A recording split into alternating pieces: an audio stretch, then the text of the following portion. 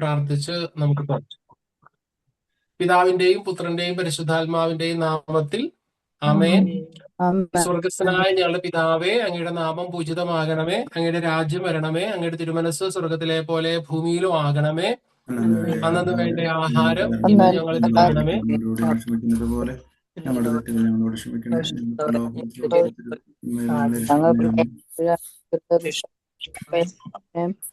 കാരുണ്യവാനും സർവശക്തനുമായ ദൈവമേ, പിതാവും പുത്രനും പരിശുദ്ധാത്മാവുമായ ത്രിത്വൈക ദൈവമേ, ഞങ്ങളുടെ മധ്യത്തിലുള്ള അങ്ങയുടെ സാന്നിധ്യത്തെ ഓർത്ത് നന്ദി പറയുന്നു. അങ്ങയുടെ വചനം ഓർക്കുന്നു. 2-3 പേർ എന്റെ നാമത്തിൽ ഒരുമിച്ച് കൂടുന്നിടത്ത് അവരുടെ മധ്യ ഞാൻ ഉണ്ടായിരിക്കും. കർത്താവെ, അങ്ങയുടെ നാമത്തിൽ ഞങ്ങൾ ഒരുമിച്ച് കൂടിയിരിക്കുന്നു. ഞങ്ങളുടെ മധ്യത്തിലുള്ള അങ്ങയുടെ സജീവ സാന്നിധ്യത്തെ ഓർത്ത് ഞങ്ങൾ അങ്ങേക്ക് നന്ദി പറഞ്ഞ് പ്രാർത്ഥിക്കുന്നു. കാരുണ്യവാനായ കർത്താവെ, ഞങ്ങളുടെ ആഗ്രഹങ്ങളെ ഞങ്ങൾ അങ്ങേക്ക് സമർപ്പിക്കുന്നു. ഞങ്ങൾ ഇന്ന് പഠന വിഷയമാക്കുന്ന വിഷയങ്ങൾ, പ്രത്യേകിച്ച് ദൈവത്തിന്റെ സ്നേഹത്തെ യഥാർത്ഥത്തിൽ തിരിച്ചറിയാനുള്ള വലിയ കൃപ ഞങ്ങൾക്ക് നൽകാൻ എന്ന് പ്രാർത്ഥിക്കുകയാണ്. ദൈവസ്നേഹത്തെ തിരിച്ചറിയാൻ, ആഴത്തിൽ തിരിച്ചറിയാൻ വേണ്ടി അഭിഷേകം നൽകണമേ. എന്താണ് ദൈവസ്നേഹം എന്ന് മനസ്സിലാക്കാൻ, ദൈവസ്നേഹത്തെ കുറിച്ച് തിരിച്ചറിഞ്ഞെങ്കിൽ മാത്രമേ ഞങ്ങൾക്ക് ഈ ദൈവത്തെ യഥാർത്ഥത്തിൽ സ്നേഹിക്കാൻ പറ്റുള്ളൂ. ദൈവത്തെ അറിയാനും ദൈവത്തെ സ്നേഹിക്കാനും വേണ്ട ഒരു വലിയ കൃപ ഞങ്ങൾക്ക് നൽകണമെന്ന് പ്രാർത്ഥിക്കുന്നു. പരിശുദ്ധാത്മാവിന്റെ കൃപകൾ ഇന്നേ ദിവസം, ഇന്നത്തെ ക്ലാസ്സുകളിൽ തുടക്കം മുതൽ അവസാനം വരെ പരിശുദ്ധാത്മാവിന്റെ ശക്തമായ ഉണർവും അഭിഷേകവും നൽകണമേ. ഞങ്ങളുടെ ഈ ഒരു പഠനയാത്ര തന്നെ ഇതൊരു പ്രാർത്ഥനയാണെന്ന് ഞങ്ങൾ തിരിച്ചറിയുന്നു. ഞങ്ങളുടെ ആത്മാവിലേക്ക് തന്നെയുള്ള ഒരു തിരിഞ്ഞുനോട്ടമാണ്. ഞങ്ങളുടെ ആത്മീയ അവസ്ഥ എവിടെ കിടക്കുന്നു എന്നതിനെ കുറിച്ചൊരു വിചിന്തനമാണ് ഞങ്ങൾ നടത്തുന്നത്. ഈ 1 മണിക്കൂർ സമയം എന്ന് പറഞ്ഞാൽ തുടക്കത്തിൽ ആ ഒരു സ്വർഗസ്ഥനായ പിതാവ് മാത്രമല്ല പ്രാർത്ഥന. ഈ 1 മണിക്കൂർ മുഴുവനായ ഒരു പ്രാർത്ഥന ഒരു ആത്മീയ സമയത്തിലാണ്, പ്രാർത്ഥനാ സമയത്തിലാണ് എന്ന് തിരിച്ചറിയാനും അതിനെ വിവേകത്തോടെ അതിനെ ബോധ്യപ്പെടാനുമുള്ള വലിയ അഭിഷേകവും അനുഗ്രഹവും കൃപയും ഞങ്ങൾക്ക് നൽകണമെന്ന് പ്രാർത്ഥിക്കുന്നു. കാരുണ്യവാനായ കർത്താവെ, അങ്ങേ കൂടുതൽ ഈ നോമ്പുകാലം അങ്ങേ കൂടുതൽ അറിയാൻ, കൂടുതൽ സ്നേഹിക്കാൻ, ഇതുവരെ ഞങ്ങൾക്ക് അങ്ങയോടുണ്ടായിരുന്ന സ്നേഹത്തിന്റെ 100 ഇരട്ടി സ്നേഹം കൂടുതലായി അങ്ങയോടുണ്ടാകാൻ, അതിന് അങ്ങേ യഥാർത്ഥത്തിൽ ഞങ്ങൾ അറിയണം. അതിനു വേണ്ട കൃപ ഞങ്ങൾക്ക് നൽകണമെന്ന് പ്രാർത്ഥിക്കുന്നു. പരിശുദ്ധ അമ്മയെ പ്രാർത്ഥിക്കണമേ. പരിശുദ്ധ ലയോ 14 പാപ്പായുടെ എല്ലാ യോഗങ്ങളും സമർപ്പിച്ചുകൊണ്ട് പ്രാർത്ഥിക്കുന്നു. ഒരുമിച്ച് പ്രാർത്ഥിക്കാം. ദൈവകൃപ നിറഞ്ഞ മറിയമേ സ്വസ്തി, കർത്താവ് അങ്ങയോട് കൂടെ അനുഗ്രഹിക്കപ്പെട്ടവളാകുന്നു. അങ്ങയുടെ ഉദരത്തിൻ ഫലമായി ഈശോ അനുഗ്രഹിക്കപ്പെട്ടവനാകുന്നു. പരിശുദ്ധ മറിയമേ തമ്പുരാന്റെ അമ്മേ, പാപികളായ ഞങ്ങൾക്ക് വേണ്ടി ഇപ്പോഴും ഞങ്ങളുടെ മരണസമയത്തും തമ്പുരാനോട് അപേക്ഷിച്ചു കൊള്ളണമേ. ആമേൻ. പിതാവിനും പുത്രനും പരിശുദ്ധാത്മാവിനും സ്തുതി, അതിലെ പോലെ ഇപ്പോഴും എപ്പോഴും എന്നേക്കും. ആമേൻ. ഈശോ മിശിഹായ്ക്ക് സ്തുതിയായിരിക്കട്ടെ. സഹോദരങ്ങളെ, ഇന്ന് നമ്മൾ ദൈവത്തിന്റെ സ്നേഹത്തെ തിരിച്ചറിയുക എന്നുള്ള ഒരു അധ്യായമാണ്. അതുപോലെ അത്തരം സ്നേഹത്തിന്റെ പ്രതിബദ്ധതയെ കുറിച്ചുള്ള ധ്യാനം. അതായത് ദൈവസ്നേഹമാണ് ഇന്നത്തെ യഥാർത്ഥത്തിലുള്ള വിഷയം. ഇതിനകത്ത് നമ്മൾ ഉത്തമഗീതത്തിൽ കാണുന്നത് പോലെ, ഉത്തമഗീതത്തിൽ ദൈവത്തോടുള്ള ഒരു ഒരു ഒരു ആത്മാവിന്റെ അഗാധമായ ഒരു സ്നേഹം, അല്ലെങ്കിൽ ഒരു ആത്മാവ് എങ്ങനെ ദൈവവുമായിട്ട് ചേർന്ന് നിൽക്കുന്നു, അല്ലെങ്കിൽ ആത്മാവ് ദൈവത്തെ പ്രാപിക്കാനായിട്ട് എന്തുമാത്രം ആഗ്രഹിക്കുന്നു, ഇതാണ് നമുക്ക് എല്ലാവർക്കും അറിയാം. ഉത്തമഗീതം ഇതാണ് വരച്ചു കാട്ടുന്നത്. ഇന്ന് പകാനിയച്ചൻ നമ്മളോട് പറയുന്നതും അതേ ഒരു ആശയമാണ്. ഉത്തമഗീതത്തിലെ മണവാളനെ കാത്തിരിക്കുന്ന അല്ലെങ്കിൽ ആഗ്രഹിക്കുന്ന മണവാട്ടി, ആ മണവാട്ടിയുടെ മനസ്സാണ് അത്. ആ ഒരു മനസ്സ് യഥാർത്ഥത്തിൽ ദൈവത്തെ അറിയാനായിട്ട് നമുക്ക് ഉണ്ടാകണം എന്നത് ആണ് ഇന്നത്തെ ഒരു അധ്യായം, ഇന്നത്തെ ആ ഒരു പഠന ഭാഗത്തിൽ. ഇന്ന് നമ്മൾ 2 അധ്യായം നോക്കുവാണ്. 7-ാമത്തെ അധ്യായം, 8-ാമത്തെ അധ്യായം, 2 അധ്യായം ഇന്ന് നമ്മൾ നോക്കുവാണ്. അപ്പൊ അതാണ് ശരിക്കും പറഞ്ഞാൽ ഇത് ഒത്തിരി വളരെ ഇമ്പോർട്ടന്റ് ആയിട്ടുള്ള ഒരു കട്ടിയുള്ള ഒരു ഭാഗമാണ്. നമ്മൾ 2-3 പ്രാവശ്യമൊക്കെ വായിക്കേണ്ട ഒരു ഭാഗമാണത്. പക്ഷെ എന്നാൽ വളരെ അതിന്റെ തീം എന്ന് പറയുന്നത് ദൈവസ്നേഹത്തെ തിരിച്ചറിയുക, നമ്മൾ യഥാർത്ഥത്തിൽ ദൈവത്തിന്റെ സ്നേഹത്തെ തിരിച്ചറിയുക എന്നുള്ള ആ ഒരു തീമാണ് ഇന്നത്തെ 2 അധ്യായവും നമ്മളോട് പറയുന്നത്. നമുക്ക് ഒന്ന് വായിക്കാം. 7-ാമത്തെ അധ്യായം, ദൈവത്തിന്റെ സ്നേഹത്തെ തിരിച്ചറിയുക. ആദ്യത്തെ പാരഗ്രാഫ് ഒന്ന് വായിക്കാവോ? ഭൂമിയിലെ ഇത്ര നികൃഷ്ട സൃഷ്ടികളായ നമ്മുടെ നേരെ നമ്മുടെ രക്ഷകന് കാണിക്കുന്ന മഹത്തായ അപരിമേയമായ സ്നേഹത്തിന് അതിരുകളില്ലാത്ത നന്ദിയോടും ഹൃദയം നിറഞ്ഞ സ്നേഹത്തോടും കൂടെ നന്ദി നിറഞ്ഞവരായിരിക്കാൻ സാധിക്കാത്ത വിധം അന്ധനും കഠിനഹൃദയനും നന്ദിഹീനനും ബുദ്ധിഹീനനുമായി ആരാണുണ്ടാവുക? നമുക്ക് വേണ്ടി പീഡകൾ സഹിച്ച ദൈവത്തിൻ്റെ പുത്രനും കന്യകാമറിയത്തിൻ്റെ സുതനുമായവൻ്റെ മുൻപിൽ കഠിനഹൃദയനായി ഹൃദയത്തിൽ മാധുര്യമാർന്ന സ്നേഹത്തോടെ അലിഞ്ഞു പോകാതിരിക്കാൻ ആർക്കാണ് കഴിയുക? ഉത്തമഗീതത്തിലെ മണവാളനെ പോലെ അവിടുന്ന് ഹൃദയത്തിൽ നമുക്ക് വേണ്ടി കോറിയിട്ട ഇത്ര വലിയ സ്നേഹവും നമുക്ക് വേണ്ടി സഹിച്ച് നേടിത്തന്ന പീഡാസഹനത്തിൻ്റെ ഓർമ്മകളും ഹൃദയത്തിൽ സൂക്ഷിക്കാത്തതായി ആരാണ് ഉണ്ടാവുക? അവൻ്റെ പീഡകളെക്കുറിച്ചുള്ള വേദനയുടെ ഓർമ്മ മനസ്സിൽ സൂക്ഷിച്ച് അവനോടുകൂടെ സഹിക്കാനുള്ള ആഗ്രഹത്തോടെ തൻ്റെ ഹൃദയനാഥനെ അനുകരിക്കാനും ആത്മാവിൻ്റെ മാധുര്യത്തോടുകൂടെ അവിടുത്തെ മഹനീയ സ്നേഹത്തിന് അവിടുന്ന് നൽകിയ തൻ്റെ യോഗ്യമായ ജീവിത മാതൃകയ്ക്ക് ഉത്തമഗീതത്തിലെ മണവാട്ടിയെപ്പോലെ എൻ്റെ സ്നേഹധനനും മാധുര്യവാനുമായ മണവാളന് വേണ്ടി തനാന്തരങ്ങളിൽ സൂക്ഷിക്കുന്ന പരിമളം പരത്തുന്ന നറും പശ ചിമിഴുന്നത് പോലെയാണ് ഞാൻ. ഉത്തമഗീതം 1:8 എന്ന് ആരാണ് പറയാത്തത്? ഇതാണ് പറയുക, ഭൂമിയിലെ ഇത്ര നികൃഷ്ട സൃഷ്ടികളായ നമ്മുടെ നേരെ നമ്മുടെ രക്ഷകൻ കാണിച്ച മഹത്വവും അപരിമേയവുമായ സ്നേഹത്തിന്. അതായത് ഭൂമിയിലെ എത്ര കണ്ട് നമ്മുടെ സൃഷ്ടിയെ കുറിച്ച് നമ്മൾ കണ്ടു. അതായത് മണ്ണിലെ ഏറ്റവും മോശപ്പെട്ട വസ്തുവാണ് ഭൂമിയിലെ ഏറ്റവും എല്ലാ വിസർജ്യവും എല്ലാ മാലിന്യവും അടിഞ്ഞുകൂടുന്ന ആ മണ്ണാണ് നമ്മൾ. അപ്പൊ നമ്മുടെ മെറ്റീരിയൽ ബോഡി, ഈ മെറ്റീരിയൽ ബോഡിയിൽ വെച്ച് നോക്കുമ്പോൾ നമ്മൾ ഏറ്റവും നികൃഷ്ടമാണ്. അതുകൊണ്ട് തന്നെയാണ് ഭൂമിയിലെ ഇത്ര നികൃഷ്ട സൃഷ്ടിയായ നമ്മുടെ നേരെ നമ്മുടെ രക്ഷകൻ കാണിച്ച മഹത്വവും അപരിമേയവുമായ സ്നേഹത്തിന്. അപ്പോ വലിയ മഹത്വവുമായ അപരിമേയമായ സ്നേഹത്തിന് അതിരുകളില്ലാത്ത നന്ദിയോടും ഹൃദയം നിറഞ്ഞ സ്നേഹത്തോടും കൂടെ നന്ദി നിറഞ്ഞവനായിരിക്കാൻ സാധിക്കാത്ത വിധം, അതായത് ഇത്രയും വലിയ സ്നേഹം നമ്മളോട് കാണിച്ചിട്ട് ഈ സ്നേഹത്തിന് പ്രത്യുത്തരമായിട്ട് ഒരു നന്ദി നിറഞ്ഞ നന്ദിയോടെ അല്ലെങ്കിൽ സ്നേഹത്തോടെ ആയിരിക്കാൻ പറ്റാത്ത വിധം അന്ധനും കഠിന ഹൃദയനും നന്ദിഹീനനും ബുദ്ധിഹീനനുമായി ആരാണ് ഉണ്ടാവുക? അത് ഒരു ചോദ്യമാണ്. അച്ഛൻ ചോദിച്ച ഒരു ചോദ്യമാണത്. എന്ന് പറഞ്ഞാൽ ഇത്ര നികൃഷ്ടമായ മനുഷ്യൻ ഇത്ര നികൃഷ്ടനാണ്. ഇത്ര നികൃഷ്ടനായ ഈ മനുഷ്യനോട് ഇത്ര വലിയ സ്നേഹം, ഇത്ര അപരിമേയമായ മഹത്വവും അപരിമേയവുമായ സ്നേഹം ദൈവം കാണിച്ചിട്ട് ആ സ്നേഹത്തോട് നന്ദി കാണിക്കാൻ പറ്റാത്ത വിധം അത്ര നികൃഷ്ടനായ അല്ലെങ്കിൽ നന്ദിഹീനനായ ബുദ്ധിഹീനനായ കഠിന ഹൃദയനായ അന്ധനായ ആരാണ് ഉണ്ടാവുക? അന്ധൻ എന്ന് ഉദ്ദേശിക്കുന്നത് ഭൗതികമായ നമ്മളുടെ കാഴ്ചയല്ല, നമ്മുടെ ഹൃദയത്തിന്റെ അന്ധതയാണ് കാണിക്കുന്നത്. അപ്പൊ ഹൃദയത്തിന്റെ അന്ധന്, അപ്പൊ അങ്ങനെ കാണിക്കാൻ പറ്റാത്തവൻ, അതായത് ദൈവത്തോട് ഈ അപരിമേയമായ സ്നേഹം നമ്മളോട് ദൈവം കാണിച്ചിട്ടും തിരിച്ചു നന്ദി പ്രകടിപ്പിക്കാതെ ദൈവത്തോട് മല്ലടിക്കുന്നവരെ കുറിച്ച് പറഞ്ഞത് അവൻ അന്ധനാണ്, കഠിന ഹൃദയനാണ്, നന്ദിഹീനനാണ്, ബുദ്ധിഹീനനാണ്. അങ്ങനെ ആരാണ് ഉണ്ടാവുക എന്ന് പറയുന്നത്? അതായത് നമ്മൾ ഇത്രയധികം സ്നേഹിച്ചിട്ട് ആ സ്നേഹത്തെ തിരിച്ചറിയാൻ പറ്റാത്ത ആരാണ് ഉണ്ടാവുക? അതാണ് അതിന്റെ ഒരു ഇത്. നമുക്ക് വേണ്ടി പീഡകൾ സഹിച്ച ദൈവത്തിന്റെ പുത്രനും കന്യകാമറിയത്തിന്റെ സുതനുമായവന്റെ മുമ്പിൽ കഠിന ഹൃദയത്തിന്റെ മാധുര്യമാർന്ന സ്നേഹത്തോട് അലിഞ്ഞു പോകാത്തവരായി അലിഞ്ഞു പോകാതിരിക്കുന്ന ആർക്കാണ് കഴിയുക? ഉത്തമഗീതത്തിലെ മണവാളനെ പോലെ അവിടുന്ന് ഹൃദയത്തിൽ നമുക്ക് വേണ്ടി കോറിയിട്ട ഇത്ര വലിയ സ്നേഹവും നമുക്ക് വേണ്ടി സഹിച്ച് നേടിയെടുത്ത പീഡാസഹനത്തിന്റെ ഓർമ്മകൾ ഹൃദയത്തിൽ സൂക്ഷിക്കാത്തവരായി ആരാണ് ഉണ്ടാവുക? ഉത്തമഗീതത്തിലെ മണവാളൻ ആ മണവാട്ടിയെ പ്രാപിക്കാൻ ആഗ്രഹിച്ചുകൊണ്ട് ആ മണവാട്ടിക്ക് വേണ്ടി സഹിക്കുന്ന കാര്യങ്ങൾ ഉത്തമഗീതത്തിൽ കാണുന്നു. അപ്പൊ അതുപോലെ ആ ദൈവം നമുക്ക് വേണ്ടി നമ്മെ സ്നേഹിച്ച് മനുഷ്യനായി ഭൂമിയിൽ വന്ന് പീഡകൾ സഹിച്ചത് കഴിഞ്ഞ അധ്യായങ്ങൾ കണ്ടു. അത്രമാത്രം പീഡകൾ സഹിച്ചു മരിച്ചു. ഇത്രയധികം നമ്മളെ സ്നേഹിച്ചിട്ട് ആ സ്നേഹം എന്താണ് അതിനൊരു പ്രതിനന്ദി നൽകാതെ അത് തിരിച്ചറിയാത്ത ആരാണ് ഉണ്ടാവുക എന്നാണ്. അപ്പൊ അങ്ങനെ ഒരു അവസ്ഥ നമുക്കുണ്ടെങ്കിൽ അതിന്റെ അർത്ഥം നമ്മൾ യഥാർത്ഥത്തിൽ ദൈവത്തെ അറിഞ്ഞിട്ടില്ല എന്നുള്ളതാണ്. അപ്പോൾ അവന്റെ പീഡകളെ കുറിച്ചുള്ള വേദനിക്കുന്ന ഓർമ്മകളുടെ മനസ്സിൽ സൂക്ഷിച്ച്, അതായത് ഈശോയെ കുറിച്ച്, അവന്റെ പീഡകളെ കുറിച്ച്, അവന്റെ മനുഷ്യാവതാരത്തെ കുറിച്ച്, അവന്റെ ഒരു ആത്മാവിനോടുള്ള മാധുര്യത്തോടുള്ള മഹനീയ സ്നേഹത്തെ കുറിച്ച്, അതുപോലെ തന്നെ ഈശോ കാണിച്ച ജീവിത മാതൃകകളെ കുറിച്ച്, അല്ലെ, ഉത്തമഗീതത്തിലെ മണവാട്ടിയെ പോലെ ആ ഒരു ഭാഗം വായിച്ച് അത് ഉദ്ധരിച്ചുകൊണ്ട് പറയാണ്, ഇങ്ങനെ പ്രതിനന്ദി നൽകാത്ത പറ്റാത്തവരായി ആരാണ് ഉണ്ടാവുക എന്നാണ് അച്ഛൻ ചോദിക്കുന്നത്. അപ്പൊ നമ്മൾ ശരിക്കും അതിന് അങ്ങനെ ഉള്ളവരുടെ പ്രത്യേകത എന്താ? അങ്ങനെ പ്രതിനിധി കാണിക്കാൻ പറ്റാത്തവരുടെ പ്രത്യേകത അവർ യഥാർത്ഥത്തിൽ യേശുവിനെ അറിഞ്ഞിട്ടില്ല, അവന്റെ സ്നേഹത്തെ അറിഞ്ഞിട്ടില്ല. അടുത്ത ഭാഗം ഒന്ന് വായിച്ചേ.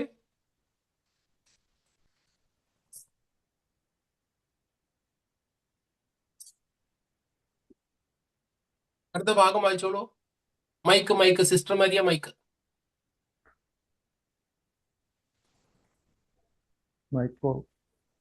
മൈക്ക് അൺമ്യൂട്ട് ചെയ്തോളൂ.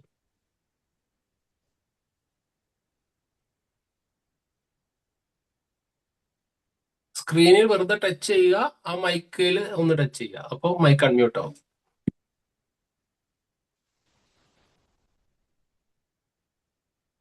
കിട്ടിയില്ലേ?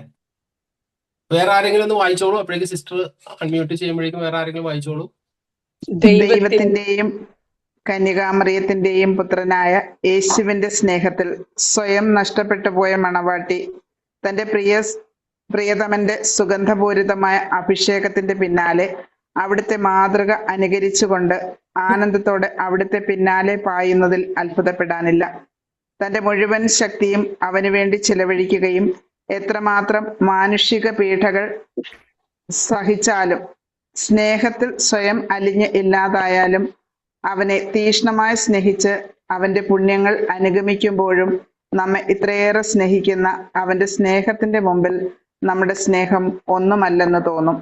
നോക്കിക്കേ, ആ മണവാട്ടിയുടെ അവസ്ഥയാണ് പറയുന്നത്. ദൈവത്തിന്റെയും കന്യകാമറിയത്തിന്റെയും പുത്രനായ യേശുവിന്റെ സ്നേഹത്തിൽ സ്വയം നഷ്ടപ്പെട്ടു പോയ മണവാട്ടി. സ്വയം നഷ്ടപ്പെട്ടു പോയ മണവാട്ടി എന്ന് പറഞ്ഞ സ്നേഹത്തിൽ സ്വയം നഷ്ടപ്പെട്ടു പോയാന്നല്ല. അതായത് യേശുവിന്റെയും കന്യപുത്രനായ യേശുവിന്റെയും സ്നേഹത്തിൽ സ്വയം നഷ്ടപ്പെട്ടു പോയ മണവാട്ടി എന്ന് പറയുന്നത് ആദത്തിന്റെ പാപം മൂലം ആ ദൈവസ്നേഹത്തിൽ നിന്ന് അല്പാകന്നു പോയി. അതാണ് മണവാട്ടി. അതുകൊണ്ടാണ് ഇപ്പോഴും മണവാളനെ കാത്തിരിക്കുകയാണ്. അതാണ് ഉത്തമഗീതം വരച്ചു കാട്ടുന്നത്. ആ ഒരു പാപത്തിന്റെ വേര്, അല്ലെങ്കിൽ ആ പാപത്തിന്റെ ആധിപത്യം, ആദ്യ മാതാപിതാക്കളുടെ പാപത്തിന്റെ ആധിപത്യം അവിടെ കിടക്കുന്നത് കൊണ്ടാണ് ഈ മണവാട്ടിക്ക് ഇപ്പോഴും ദൈവത്തിലേക്ക് ലയിക്കാൻ പറ്റാത്തത്. ആ ഒരു ഗ്യാപ്പ് അവിടെയുണ്ട്. അപ്പൊ സ്വയം നഷ്ടപ്പെട്ടു പോയ മണവാട്ടി തന്റെ പ്രിയതമന്റെ സുഗന്ധപൂരിത അഭിഷേകത്തിന്റെ പിന്നാലെ അവിടുത്തെ മാതൃക അനുകരിച്ചുകൊണ്ട് ആനന്ദത്തോടെ അവിടുത്തെ പിന്നാലെ പായുന്നതിൽ അത്ഭുതപ്പെടാനില്ല എന്ന് പറഞ്ഞാൽ വലിയ ആനന്ദത്തോടെ ഈ മണവാട്ടി തന്റെ പ്രാണപ്രിയനെ പ്രാപിക്കാൻ വേണ്ടി അതിന്റെ പിന്നാലെ വലിയ തീഷ്ണതയോടെ അങ്ങനെ അവന്റെ പിന്നാലെ പോകുന്നതിൽ അത്ഭുതപ്പെടാനില്ല. അത് ഇല്ല എന്നാണ് പറയുന്നത്. തന്റെ മുഴുവൻ ശക്തിയും. അപ്പൊ ഈ മണവാട്ടിയുടെ പ്രത്യേകത എന്താ? ഈ മണവാട്ടിക്ക് ഒറ്റ ലക്ഷ്യമേ ഉള്ളൂ എന്ന് പറഞ്ഞാൽ, ഞാൻ എന്ന ഈ ബോഡിയല്ല, മെറ്റീരിയൽ ബോഡി അല്ല പറഞ്ഞത്, ഇതിന്റെ ഉള്ളിൽ കിടക്കുന്ന ആത്മാവ്. ഈ ആത്മാവ് എന്താണ്? ഈ ആത്മാവ് ദൈവം തന്നെയാണ്. ഈ ആത്മാവ് ദൈവത്തിന്റെ ഭാഗമാണ്. പക്ഷെ നമ്മുടെ ഈ മെറ്റീരിയൽ ബോഡിയിലുള്ള പാപവും അതിന്റെ പ്രത്യേകിച്ച് ആദത്തിന്റെ പാപം, അത് നമ്മൾ മാമോദീസ മുങ്ങുമ്പോൾ തീരും. പക്ഷെ നമ്മുടെ ഈ മെറ്റീരിയൽ ബോഡിയിലുള്ള പാപം ഈ ഉള്ളിൽ കിടക്കുന്ന ആത്മാവിന്, അഥവാ ദൈവത്തിന്റെ മണവാട്ടി, ഇതിനുള്ളിൽ കിടക്കുന്ന ആത്മാവിനെ ദൈവത്തിന്റെ മണവാട്ടി എന്ന് വിളിക്കുന്നത്. അപ്പൊ ഈ ദൈവത്തിന്റെ മണവാട്ടിക്ക് വലിയ ആഗ്രഹമാണ് ദൈവത്തിൽ ലയിക്കാൻ. പക്ഷെ അതിന് പറ്റാത്ത ഇതൊരു ബ്ലോക്ക് കിടക്കുകയാണ്. അപ്പൊ അതുകൊണ്ട് ഈ മണവാട്ടി ഉള്ളിൽ കിടന്നുകൊണ്ട് ഈ പ്രാണപ്രിയനെ പ്രാപിക്കാനുള്ള അഗാധമായ ആഗ്രഹം പ്രകടമാക്കുന്നതിൽ അത്ഭുതപ്പെടാനില്ല. തന്റെ മുഴുവൻ ശക്തിയും അവന് വേണ്ടി ചിലവഴിക്കുകയും എത്രമാത്രം മാനുഷിക പീഡനങ്ങൾ സഹിച്ചാലും സ്നേഹത്തിൽ സ്വയം അലിഞ്ഞ് ഇല്ലാതായാലും അവനെ തീക്ഷ്ണമായി സ്നേഹിച്ച് അവന്റെ പുണ്യങ്ങൾ അനുഗമിക്കുമ്പോഴും നമ്മെ ഇത്രയേറെ സ്നേഹിക്കുന്ന അവന്റെ സ്നേഹത്തിന്റെ മുമ്പിൽ നമ്മുടെ സ്നേഹം ഒന്നുമല്ലെന്ന്. അതായത് ദൈവത്തിന്റെ സ്നേഹത്തിന്റെ മുമ്പിൽ നമ്മുടെ സ്നേഹം ഒന്നുമല്ല. അപ്പൊ ഈ മണവാട്ടിയുടെ ആഗ്രഹം എന്താ? പൂർണ്ണമായിട്ട് അവനിൽ ലയിക്കുക, അവനിൽ ഒന്നായി ചേരുക. ഇതാണ്. അതിനുവേണ്ടി ഈ മണവാട്ടി അതിശക്തമായി ആഗ്രഹിക്കുകയും അതിന്റെ പിന്നാലെ ഓടുകയും ചെയ്യുമാണ്. പക്ഷേ ദൈവത്തിന്റെ സ്നേഹത്തിന്റെ മുമ്പിൽ ഈ മണവാട്ടി സഹിക്കുന്ന പീഡകളോ അല്ലെങ്കിൽ ഈ മണവാട്ടിയുടെ ത്യാഗങ്ങളോ അല്ലെങ്കിൽ ഈ മണവാട്ടിയുടെ ആഗ്രഹങ്ങൾ ഒന്നുമല്ല. അവന് അത്രമേലാണ് ദൈവത്തിന്റെ സ്നേഹം. ഓക്കെ, അടുത്ത ഭാഗം. അടുത്ത ഒരു ചെറിയ പാരഗ്രാഫും ഒരു വലിയ പാരഗ്രാഫും ഉണ്ട്. അത് മൊത്തം വായിച്ചോളൂ. ലക്ഷ്യം. യഥാർത്ഥത്തിൽ ആത്മാവ് ഇങ്ങനെ ചിന്തിക്കുന്നു: ദൈവസ്നേഹത്തോട് മനുഷ്യന്റെ ഏത് സ്നേഹത്തിനെ താരതമ്യം ചെയ്യാനാകും? മണ്ണും പൊടിയുമായ മനുഷ്യകുലം മുഴുവൻ സ്നേഹത്താൽ ഒരുമിച്ചു കൂടിയാലും അവിടുത്തെ ഇത്ര വലിയ സ്നേഹത്തിന് എന്ത് പ്രതിഫലമാകാനാണ്? അവൻ ദൈവമായിരുന്നിട്ടും വെറും പൊടിയായ മനുഷ്യനെ അവിടുന്നാണ് ആദ്യം സ്നേഹിച്ചത്. ഇതിനായി നമ്മുടെ രക്ഷയ്ക്കും പൂർണ്ണതയ്ക്കുമായി അവിടുന്ന് മനുഷ്യനായി. അവൻ നമുക്ക് വേണ്ടി കൃപകളും പുണ്യങ്ങളും മാത്രമല്ല നൽകിയത്, തന്നെ പൂർണ്ണ ഹൃദയത്തോടെ അതിന്റെ എല്ലാ സാധ്യതകളിലും നൽകിയ അവിടുത്തെ മഹാ ഔദാര്യത്തെ നമുക്ക് പരിഗണിക്കാതിരിക്കാനാവില്ല. അവിടുത്തെ കരങ്ങളുടെ അധ്വാന ഫലമായ നമ്മെക്കുറിച്ച് അവൻ അസൂയാലുവും അസഹിഷ്ണുവുമാണ്. നമുക്ക് വേണ്ടി സഹിച്ച കഷ്ടതകളെക്കുറിച്ചും നമ്മെക്കുറിച്ചുള്ള അതിതീവ്രമായ സ്നേഹത്തെക്കുറിച്ചും നാം അവനോട് നന്ദിയുള്ളവരായിരിക്കണമെന്ന് അവിടുന്ന് ആഗ്രഹിക്കുന്നു. അവൻ അർഹിക്കുന്നതുപോലെ നാം അവനെ സ്നേഹിക്കണമെന്നും അവന്റെ അടുക്കലായിരിക്കണമെന്നും അവനോടുകൂടെ വാഴണമെന്നും അവിടുന്ന് ആഗ്രഹിക്കുന്നു. യഥാർത്ഥത്തിൽ ആത്മാവ് ഇങ്ങനെ ചിന്തിക്കുവാണ്, ദൈവസ്നേഹത്തോട് മനുഷ്യന്റെ ഏത് സ്നേഹത്തിനെ താരതമ്യം ചെയ്യാൻ പറ്റും? മനുഷ്യന്റെ ഏത് സ്നേഹത്തിനെയാണ് നമുക്ക് ദൈവസ്നേഹത്തോട് താരതമ്യം ചെയ്യാൻ പറ്റുക? ഒരിക്കലും പറ്റില്ല. എന്നാലും ചെറിയ രീതിയിൽ നമുക്കൊന്ന് മനുഷ്യന് മനസ്സിലാകുന്ന രീതിയിൽ എക്സ്പ്ലെയിൻ ചെയ്യാൻ പറ്റുന്നതാണ് ഉത്തമഗീതത്തിൽ നമ്മൾ കാണുന്നത്. ഒരു മണവാളനും മണവാട്ടിയും എന്നുള്ള ലീഗൽ മണവാളൻ, കാമുകനും കാമുകിയല്ല, ലീഗൽ മണവാളനും മണവാട്ടിയും എന്നുള്ള ആ ഒരു ഇതുകൊണ്ട് യഥാർത്ഥത്തിൽ ആത്മാവിന് ഇങ്ങനെ ചിന്തിക്കും. ആത്മാവ് യഥാർത്ഥത്തിൽ ഇങ്ങനെ ചിന്തിക്കും, ദൈവസ്നേഹത്തോട് മനുഷ്യന് ഏത് സ്നേഹത്തെ താരതമ്യം ചെയ്യാൻ പറ്റും? മണ്ണും പൊടിയുമായ മനുഷ്യരും മുഴുവൻ സ്നേഹത്താൽ ഒരുമിച്ച് കൂടിയാലും അവിടുത്തെ ഇത്ര വലിയ സ്നേഹത്തിന്റെ അടുത്തുപോലും എത്തൂല. അതായത് ഈ മണ്ണും പൊടിയുമായ മനുഷ്യൻ സ്നേഹത്തിൽ എല്ലാം ഒരുമിച്ച് കൂടിയാലും ദൈവസ്നേഹത്തിന്റെ അത്രയും വരത്തില്ല എന്നാണ് പറയുന്നത്. അപ്പൊ അത്ര അപരിമേയവുമാണ്, അത്ര മഹത്വമുള്ളതാണ് ദൈവത്തെ സ്നേഹം. അവൻ ദൈവമായിരുന്നിട്ടും വെറും പൊടിയായ മനുഷ്യനെ അവിടുന്ന് ആദ്യം സ്നേഹിച്ചു. കാരണം ഈ പൊടിയായ മനുഷ്യനിലേക്കാണ് ദൈവം തന്റെ ജീവന്റെ ശ്വാസം നിശ്വസിച്ചത്. അത് ദൈവസ്നേഹം കൊണ്ടാണ്. അപ്പൊ ദൈവമാണ് ആദ്യം നമ്മളെ സ്നേഹിച്ചത്. അതിനായി നമ്മുടെ രക്ഷയ്ക്കും പൂർണ്ണതയ്ക്കുമായി അവിടുന്ന് മനുഷ്യനായി. അപ്പോ മനുഷ്യൻ പാപത്തിലേക്ക് പോയപ്പോ നമ്മുടെ രക്ഷയ്ക്ക്, അപ്പോ പൊടിയായ മനുഷ്യനെ സ്നേഹിച്ചു, അവന് ജീവൻ കൊടുത്തു. അതിനുശേഷം ആദ്യം മനുഷ്യൻ പാപം ചെയ്തു. പിന്നെ നമ്മുടെ രക്ഷയ്ക്കും നമ്മുടെ പൂർണ്ണതയ്ക്കുമായി അവിടുന്ന് നമ്മുടെ കൂടേക്ക് ഇറങ്ങി വന്നു. അവിടുന്ന് വീണ്ടും മനുഷ്യനായി. നോക്കിക്കേ, അത് ദൈവത്തിനെതിരെയാണ് നമ്മൾ പാപം ചെയ്തത്. പക്ഷേ ദൈവം എന്ത് ചെയ്തു? നമ്മളെ വീണ്ടെടുക്കാൻ അവിടുന്ന് മനുഷ്യനായിട്ട് നമ്മുടെ കൂടെ വരുവാണ്. അതാണ് ദൈവത്തിന്റെ സ്നേഹത്തിന്റെ പ്രത്യേകത. അവൻ നമുക്ക് വേണ്ടി കൃപകളും പുണ്യങ്ങളും മാത്രമല്ല നൽകിയത്, തന്നെ പൂർണ്ണ ഹൃദയത്തോടെ അതിന്റെ എല്ലാ സാധ്യതകളിലും നൽകിയ അവിടുത്തെ മഹാ ഔദാര്യത്തെ നമുക്ക് പരിഗണിക്കാതെ ഇരിക്കാൻ പറ്റില്ല. നമുക്ക് കുറെ കൃപകൾ തരുവാണ് ചെയ്തതെന്ന് കരുതരുത്. നമുക്ക് കുറെ അനുഗ്രഹങ്ങൾ മാത്രം തരുകയാണെന്ന് കരുതരുത്. ദൈവം നമ്മുടെ സ്നേഹത്തെ പ്രതി കുറച്ച് കൃപകളും നമ്മള് സാധാരണ ചെയ്യാറുണ്ട്. നമുക്ക് ഇഷ്ടമുള്ള ആൾക്ക് വേണ്ടി നമ്മുടെ കയ്യിലുള്ളത് നമ്മൾ കൊടുക്കും, അല്ലെങ്കിൽ നമുക്ക് കുറച്ച് എങ്ങനെയെങ്കിലും സംഘടിപ്പിച്ച് കൊടുക്കാൻ പറ്റുന്നത് കൊടുക്കും. പക്ഷെ ഇത് അങ്ങനെയല്ല. യേശുക്രിസ്തു ചെയ്തത് അവന്റെ കയ്യിലുള്ള കുറെ കൃപകളും കുറെ അനുഗ്രഹങ്ങളും കുറെ ദാനങ്ങളും മാത്രമല്ല തന്നത്, പിന്നെ എന്താണ്? തന്നെ അങ്ങോട്ട് തന്നു. ഇനി ഒന്നും തരാനില്ല. യേശുക്രിസ്തുവിന് ഇനി വേറെ ഒന്നും തരാനില്ല. അതായത് നമ്മൾ പറഞ്ഞു, ഈ പ്രപഞ്ചത്തിലെ മുഴുവൻ മണ്ണും പൊടിയുമായ മനുഷ്യന്മാരും മുഴുവൻ ഒരുമിച്ച് വന്ന് സ്നേഹത്തിൽ ഒന്നായാലും ദൈവത്തിന്റെ സ്നേഹത്തോളം വരില്ല. ഇത്ര അപരിമേയമായ സ്നേഹമുള്ള, ഇത്രയും ആദ്യം അന്തവും ഇല്ലാത്ത, അല്ലെങ്കിൽ ഇത്രയും വലിയ ആ ദൈവം പറയുവാണ് ഇനി മനുഷ്യനെ സ്നേഹിക്കാൻ വേറെ ഒന്നും ദൈവത്തിന്റെ കയ്യിൽ ഇല്ലെന്ന്. അപ്പൊ നോക്കിക്കേ, അത്രയധികം ദൈവം സ്നേഹിച്ചു, അത്രയധികം അതായത് വേറെ ഒന്നും ഇനി തരാനില്ലാത്ത വിധം. അപ്പൊ നമ്മൾ പറയും, ഇപ്പൊ ഞാൻ ഒരാളെ സ്നേഹിക്കുന്നുണ്ടെങ്കിൽ ഞാൻ അവന് ചിലപ്പോൾ കുറെ ഗിഫ്റ്റുകൾ മേടിച്ചു കൊടുക്കും. അത് കഴിഞ്ഞ് അടുത്ത പ്രാവശ്യം കുറെ കൂടെ നല്ല ഗിഫ്റ്റുകൾ മേടിച്ചു കൊടുക്കും. അങ്ങനെ എന്തൊക്കെ കൊടുത്താലും കുറച്ച് എന്തെങ്കിലുമൊക്കെ കൊടുക്കാത്തതായിട്ട് റിസർവ് ചെയ്ത് എൻ്റെ ഉണ്ടാവും, അല്ലെ? എന്റെ പണം ഉണ്ടാവും, അല്ലെങ്കിൽ എന്റെ സമ്പത്ത് ഉണ്ടാവും, എന്തെങ്കിലുമൊക്കെ ഉണ്ടാവും. പക്ഷെ ദൈവത്തിന്റെ കയ്യിൽ ഇനി മനുഷ്യന് തരാൻ പറ്റുന്നതായിട്ട് ഒന്നും ഇല്ലെന്ന്, വേറെ ഒന്നുമില്ല.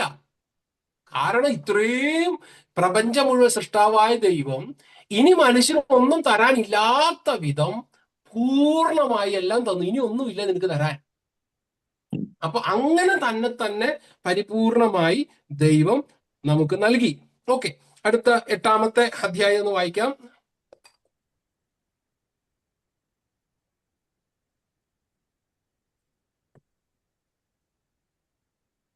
8-ാമത്തെ അധ്യായം.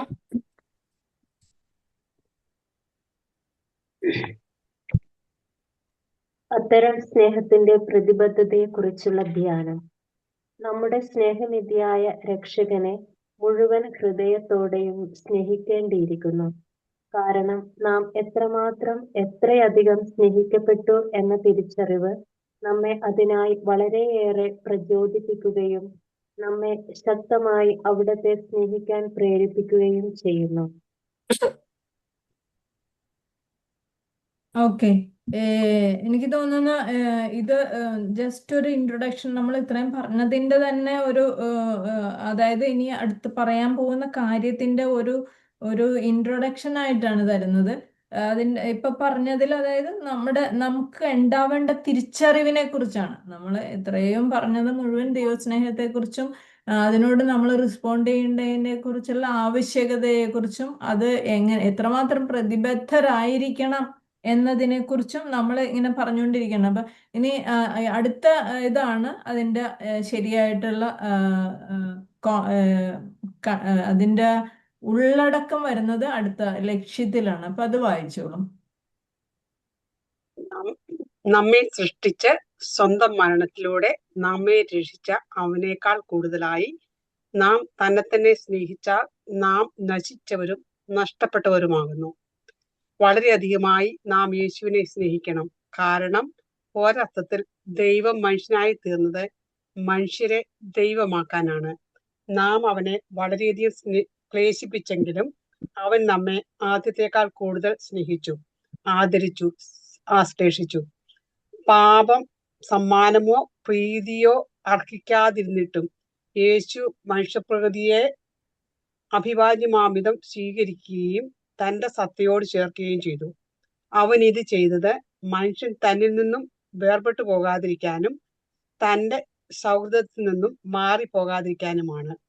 വെറും ശൂന്യരും പാപികളുമായി നമ്മെ തന്നെ നാം വളരെ സ്നേഹിക്കുന്നെങ്കിൽ അനന്ത നന്മയും അത്യന്തം നല്ലവനും നാം ആയിരിക്കുന്ന അവസ്ഥയിൽ സ്നേഹിക്കുന്നതിനുമായ അവിടുത്തെ നമുക്ക് എന്തുകൊണ്ട് കൂടുതൽ സ്നേഹിച്ചുകൂടാ?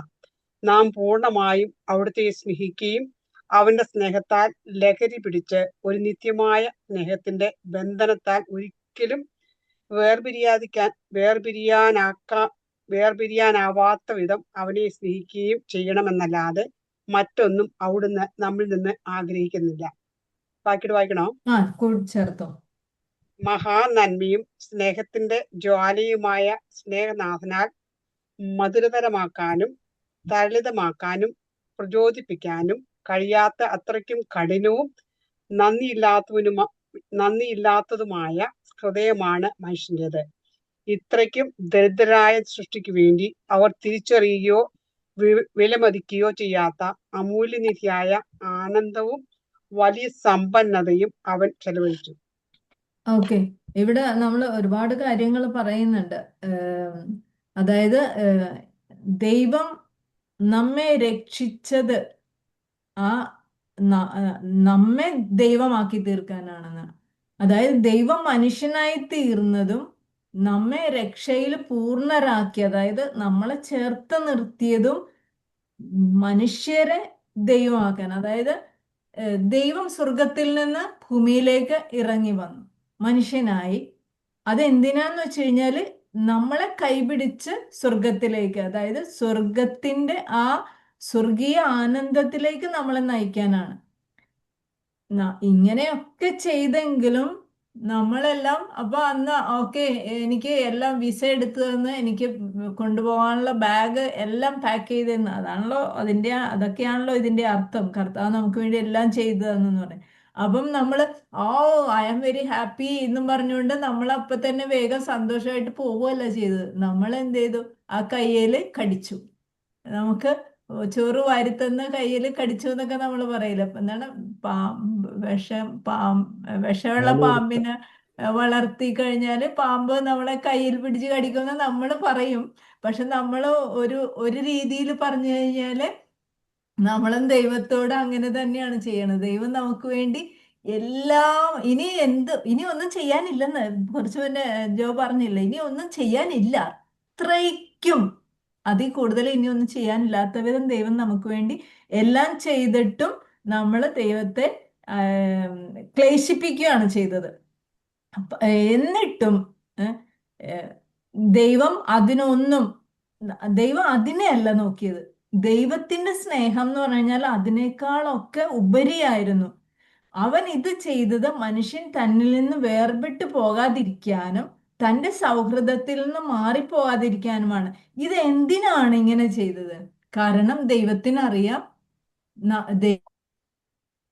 ദൈവത്തിൽ നിന്ന് വിട്ടുപോയി കഴിഞ്ഞാൽ മനുഷ്യൻ നശിച്ചു പോകുന്നു. അതായത് ഒരു കുഞ്ഞ് തീയുടെ അടുത്ത് നിൽക്കുമ്പോഴേക്കും തീയുടെ പ്രകാശവും അതിന്റെ ആ ഒരു തീ ആളുന്നതൊക്കെ കാണുമ്പോഴത്തേക്കും ഇതുവരെ തീ എന്താണ് അതിന്റെ ചൂടെന്ന് അറിയാത്ത കുഞ്ഞ് തീയിൽ പിടിക്കാൻ പോകും.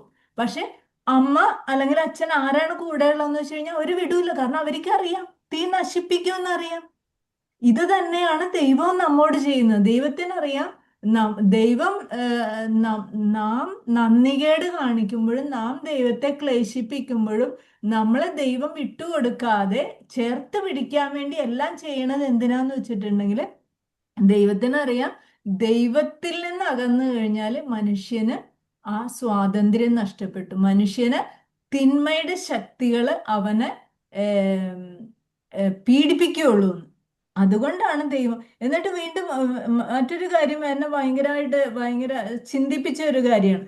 വെറും ശൂന്യരും പാപികളുമായ നമ്മെ തന്നെ നാം വളരെ സ്നേഹിക്കുന്നെങ്കിൽ അനന്ത നന്മയും അത്യന്തം നല്ലവനും നമ്മെ നാമായിരിക്കുന്ന അവസ്ഥയിൽ സ്നേഹിക്കുന്നവനുമായ അവിടുത്തെ നമുക്ക് എന്തുകൊണ്ട് കൂടുതൽ സ്നേഹിച്ചുകൂടാ?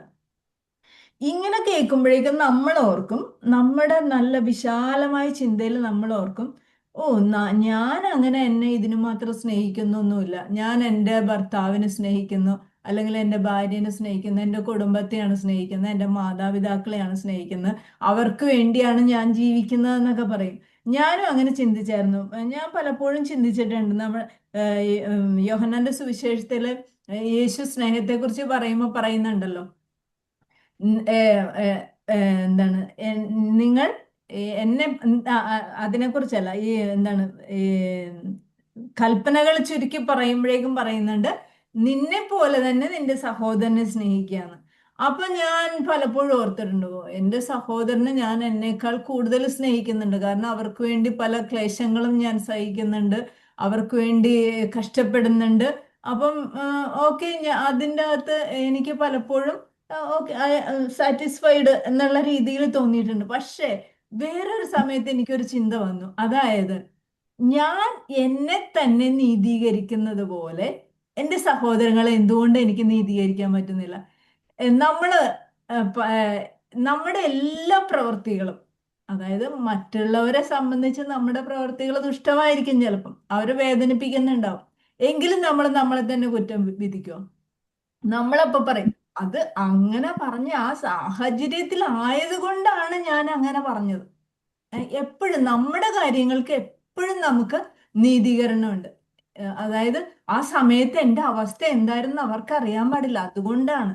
അതായത് എങ്ങനെ നമ്മളെ തന്നെ നീതീകരിക്കാനുള്ള എല്ലാ വകുപ്പുകളും കണ്ടെത്തും. അതേസമയം നമ്മുടെ സഹോദരങ്ങളെ അവരെ നമ്മൾ എങ്ങനെ വിധിക്കാനുള്ള ന്യായങ്ങൾ കണ്ടെത്തും. അപ്പൊ അങ്ങനെ ആ ഒരു രീതിയിൽ എൻ്റെ മനസ്സിലേക്ക് ചിന്ത വന്നപ്പോഴേക്കാണ് ഞാൻ ഓർത്തത്, ശരിയാണല്ലോ, എനിക്ക് എന്തുകൊണ്ട് എൻ്റെ സഹോദരങ്ങളെ നീതീകരിക്കാൻ പറ്റുന്നില്ല? ഞാൻ എന്നെ തന്നെ നീതീകരിക്കുന്നത് പോലെ എൻ്റെ സഹോദരങ്ങളെ നീതീകരിക്കാൻ പറ്റുന്നില്ല. ഞാൻ അതിനു പകരം എന്ത് ചെയ്യും? അത് കണ്ട അങ്ങനെ ചെയ്ത് അത് ഇന്നത് കൊണ്ടാണ്, അല്ലെങ്കിൽ പിന്നെ ഇനി അടുത്ത പ്രാവശ്യം കണ്ട അന്ന് അങ്ങനെ ചെയ്ത് ഇന്നിങ്ങനെ ചെയ്ത്. പക്ഷെ നമ്മളെ സംബന്ധിച്ചോ നമ്മളെപ്പോഴും ഭയങ്കര ലിബറലാ. നമ്മളെപ്പോഴും നമ്മളെ ജസ്റ്റിഫൈ ചെയ്യും, നമ്മളെപ്പോഴും നമ്മളെ നീതിമാന്മാരാ, മറ്റുള്ളവരാണ് എപ്പോഴും. അപ്പൊ എനിക്ക് തോന്നുന്നു ആ ഒരു രീതിയിൽ ചിന്തിച്ചു കഴിഞ്ഞാലും നമുക്ക് മനസ്സിലാവും, നമ്മൾ വെറും ശൂന്യരും പാപികളുമായ നമ്മെ തന്നെ നാം വളരെ സ്നേഹിക്കുന്നുണ്ട്. നമ്മളോട് തന്നെയുള്ള വിഷമം കാരണം, അല്ലെങ്കിൽ നമ്മളോട് തന്നെയുള്ള ഒരു സമരം കാരണം നമ്മൾ ഒരിക്കലും ഉപവാസം എടുക്കാറില്ലല്ലോ. പക്ഷെ നമ്മൾ മറ്റുള്ളവരോടുള്ള വീട്ടില് ഭാര്യയായിട്ട് വഴക്കിട്ട് ഒരു ദിവസം ഭക്ഷണം കഴിക്കാതിരിക്കുക, ഭർത്താവുമായിട്ട് വഴക്കിട്ട് 2 ദിവസം ഭക്ഷണം കഴിക്കാതിരിക്കുക, മിണ്ടാതിരിക്കുക, ഇതൊക്കെ നമ്മൾ ചെയ്യും.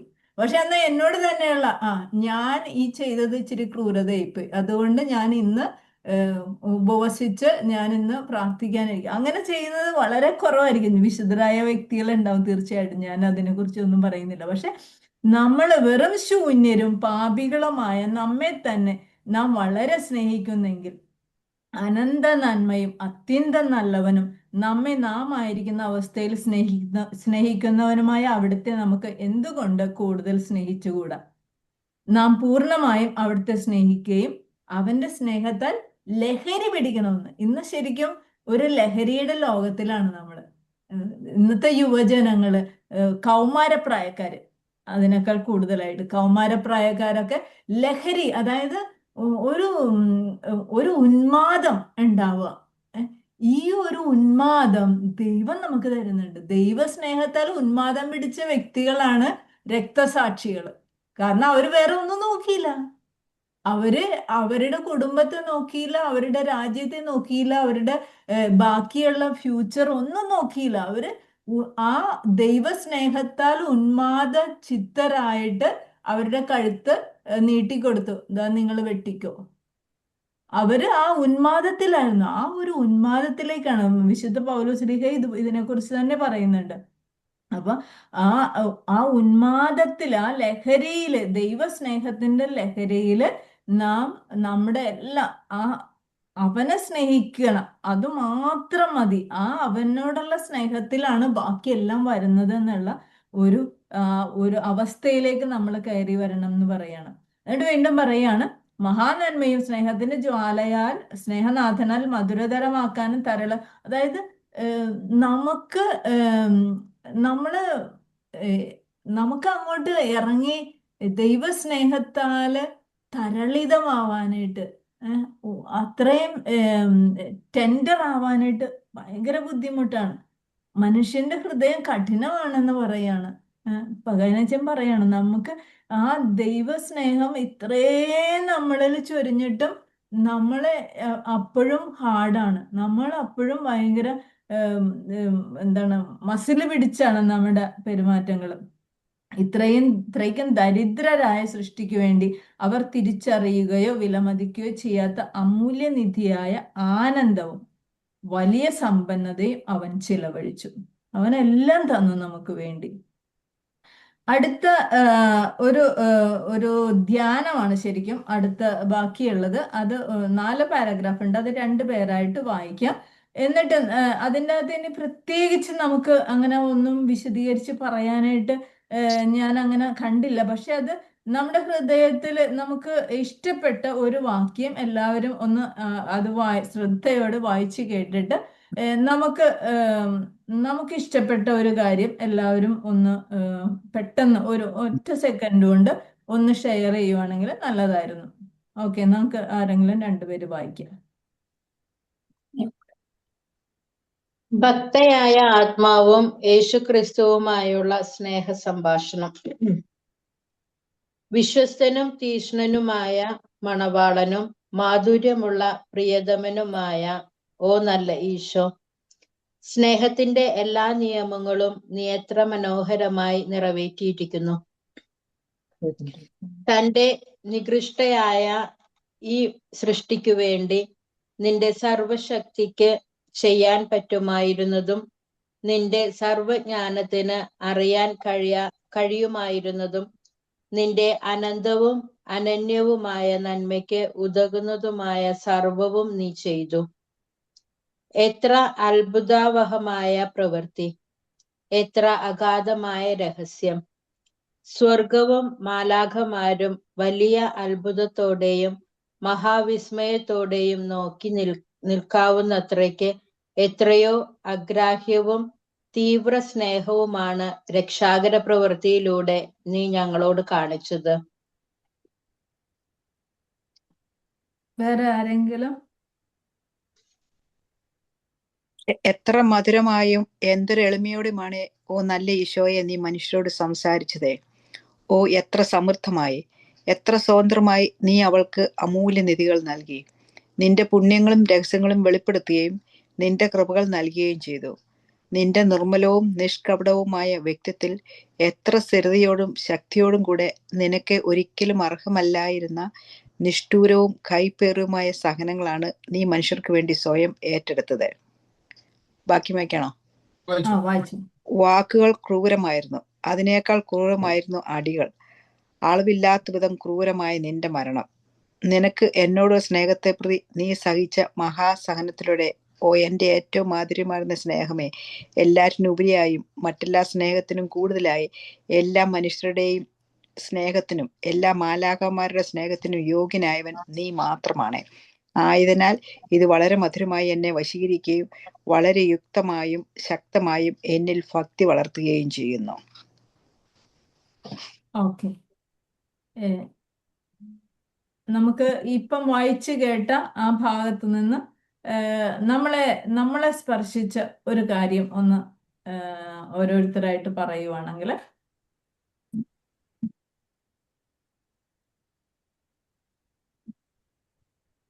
എല്ലാവരും പറയണം. അതായത് നിങ്ങൾക്ക് ടച്ചിങ് ആയിട്ടുള്ള ഒരു സെന്റൻസ് വായിച്ചാൽ മതി. ഏതാണോ നിങ്ങൾക്ക് ടച്ചിങ് ആയ സെന്റൻസ്, ആ സെന്റൻസ് വായിക്കുക. അതാണ് ചെയ്യേണ്ടത്. എല്ലാവരും വായിക്കണം. ഒന്നുകിൽ ഞാൻ പേര് പറയാം, പേര് പറയുന്നവർ വായിക്കുക, അതല്ലെങ്കിൽ നിങ്ങൾ തന്നെ വായിക്കുക. അപ്പൊ ഇപ്പൊ നമ്മൾ 22 പേരുണ്ട്. 22 പേരില് ഇപ്പൊ ഞാനും സിസ്റ്റർ അയച്ചു, ബാക്കി എല്ലാവരും പറയണം. 19 പേരും പറയണം. 19, 18 പേരും 20 പേരും പറയണം. എന്നിലോട്ട് വന്നത് അർഹമല്ലായിരുന്നിട്ടും ക്രൂരമായ വാക്കുകളും അതിനേക്കാൾ ക്രൂരമായിരുന്ന അടികളും അളവില്ലാത്ത ക്രൂരമായ നിന്റെ മരണവും. അതാ എന്തുമാത്രം ഹാർഡായിട്ട് തിരിച്ച് ആ സ്നേഹത്തിന് കൊടുക്കുന്നുള്ളത്. ഓക്കെ, എനിക്ക് തോന്നിയത് എത്ര അത്ഭുതാവഹമായ പ്രവൃത്തി, എത്ര അഗാധമായ രഹസ്യം. അതായത് സ്വർഗവും മാലാഖമാരും വലിയ അത്ഭുതത്തോടെയും മഹാവിസ്മയത്തോടെയും നോക്കി നിൽക്കാവുന്ന അത്രയ്ക്ക് എത്രയോ അഗ്രാഹ്യവും തീവ്ര സ്നേഹവുമാണ് രക്ഷാകര പ്രവൃത്തി. അതായത് സ്വർഗം മനുഷ്യ രക്ഷിക്കാനായിട്ട് വരുന്നത് സ്വർഗ അസൂയയോടെ നോക്കി നിൽക്കുന്ന ഒരു സ്നേഹത്തിന്റെ അളവാണ് ഇത്. ഓക്കെ, ടോമി ചേട്ടൻ പറഞ്ഞു. ഓക്കെ, അടുത്ത ആള്. നിന്റെ പുണ്യങ്ങളും രഹസ്യങ്ങളും വെളിപ്പെടുത്തുകയും നിന്റെ കൃപകൾ നൽകുകയും ചെയ്തു. ഓക്കെ, സ്നേഹത്തിന്റെ എല്ലാ നിയമങ്ങളും നീ എത്ര മനോഹരമായി നിറവേറ്റിയിരിക്കുന്നു.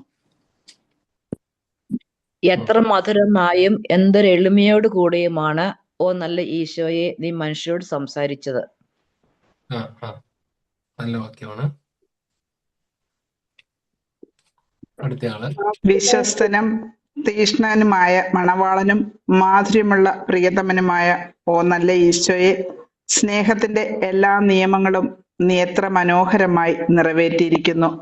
തന്റെ നികൃഷ്ടയായ ഈ സൃഷ്ടിക്ക് വേണ്ടി നിന്റെ സർവശക്തിക്ക് ചെയ്യാൻ പറ്റുമായിരുന്നതും നിന്റെ സർവജ്ഞാനത്തിന് അറിയാൻ കഴിയുമായിരുന്നതും നിന്റെ അനന്തവും അനന്യവുമായ നന്മയ്ക്ക് ഉതകുന്നതുമായ സർവവും നീ ചെയ്തു. സ്വർഗവും മാലാഖമാരും വലിയ അത്ഭുതത്തോടെയും മഹാവിസ്മയത്തോടെയും നോക്കി നിൽക്കാവുന്ന അത്രയ്ക്ക് എത്രയോ അഗ്രാഹ്യവും തീവ്ര സ്നേഹവുമാണ് രക്ഷാകര പ്രവൃത്തിയിലൂടെ നീ ഞങ്ങളോട് കാണിച്ചത്. നിനക്ക് എന്നോടുള്ള സ്നേഹത്തെ പ്രതി നീ സഹിച്ച മഹാസഹനത്തിലൂടെ, ഓ എന്റെ ഏറ്റവും മാധുര്യമാർന്ന സ്നേഹമേ, എല്ലാറ്റിനും ഉപരിയായും മറ്റെല്ലാ സ്നേഹത്തിലും കൂടുതലായി എല്ലാ മനുഷ്യരെയും സ്നേഹത്തിനും എല്ലാ മാലാഖമാരുടെയും സ്നേഹത്തിനും യോഗ്യനായവൻ നീ മാത്രമാണ്. തന്റെ മുഴുവൻ ശക്തിയും അവനു വേണ്ടി ചെലവഴിക്കുകയും എത്രമാത്രം മാനുഷിക പീഡകൾ സഹിച്ചാലും സ്നേഹത്തിൽ സ്വയം അലിഞ്ഞ് ഇല്ലാതായാലും അവനെ തീക്ഷ്ണമായി സ്നേഹിച്ച് അവന്റെ പുണ്യങ്ങൾ അനുഗമിക്കുമ്പോഴും നമ്മെ ഇത്രയേറെ സ്നേഹിക്കുന്ന അവന്റെ സ്നേഹത്തിന്റെ മുന്നിൽ നമ്മുടെ സ്നേഹം ഒന്നുമല്ലെന്ന് തോന്നും. നിന്റെ പുണ്യങ്ങളും രഹസ്യങ്ങളും വെളിപ്പെടുത്തുകയും നിന്റെ കൃപകൾ നൽകുകയും ചെയ്തു. വിശ്വസ്തനും തീക്ഷ്ണനുമായ മണവാളനും മാധുര്യമുള്ള പ്രിയതമനുമായ ഓ നല്ല ഈശോ, സ്നേഹത്തിന്റെ എല്ലാ നിയമങ്ങളും നീ എത്ര മനോഹരമായി നിറവേറ്റിയിരിക്കുന്നു.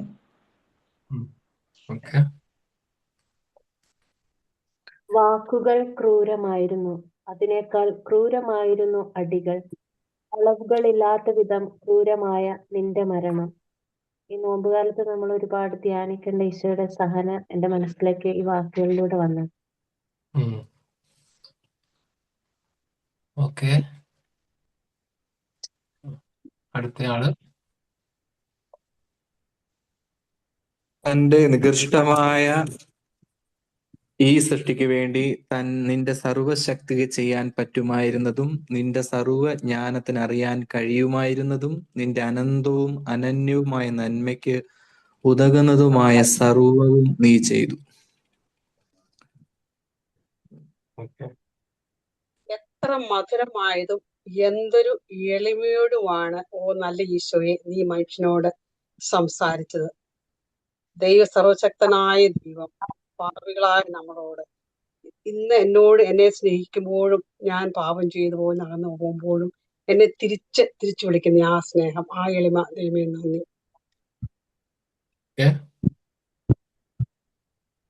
നിന്റെ നിർമ്മലവും നിഷ്കപടവുമായ വ്യക്തിത്വത്തിൽ എത്ര സ്ഥിരതയോടും ശക്തിയോടും കൂടെ നിനക്ക് ഒരിക്കലും അർഹമല്ലായിരുന്ന നിഷ്ഠൂരവും കൈപ്പേറിയതുമായ സഹനങ്ങളാണ് ഈ മനുഷ്യർക്ക് വേണ്ടി സ്വയം ഏറ്റെടുത്തത്.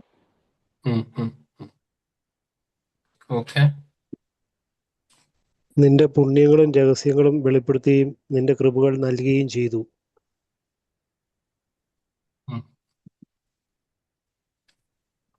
അടുത്തയാള്.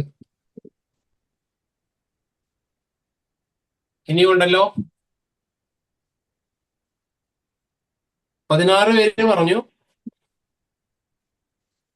അതുല് എനിക്ക് തോന്നുന്നു അതുല് തിരിച്ച് ദുബായിലേക്കുള്ള യാത്രയിലാണ്, ഇപ്പൊ എയർപോർട്ടിലാണ്. അതുകൊണ്ട് അതുല് പറയാൻ പറ്റത്തില്ലായിരിക്കും. പിന്നെ ഇനി ആരാണ് പറയാനുള്ളത്? ഇനി ആരാണ്? നിങ്ങൾ തന്നെ ഇനിഷ്യേറ്റീവ് എടുക്കൂ. ലീസ പറഞ്ഞോ? ലീസ പറഞ്ഞു ആ മറ്റേ സിസ്റ്റർ സാംസൺ ഫോൺ ആദ്യം ആദ്യം സിസ്റ്റർ. ലൂസി ടീച്ചറെ.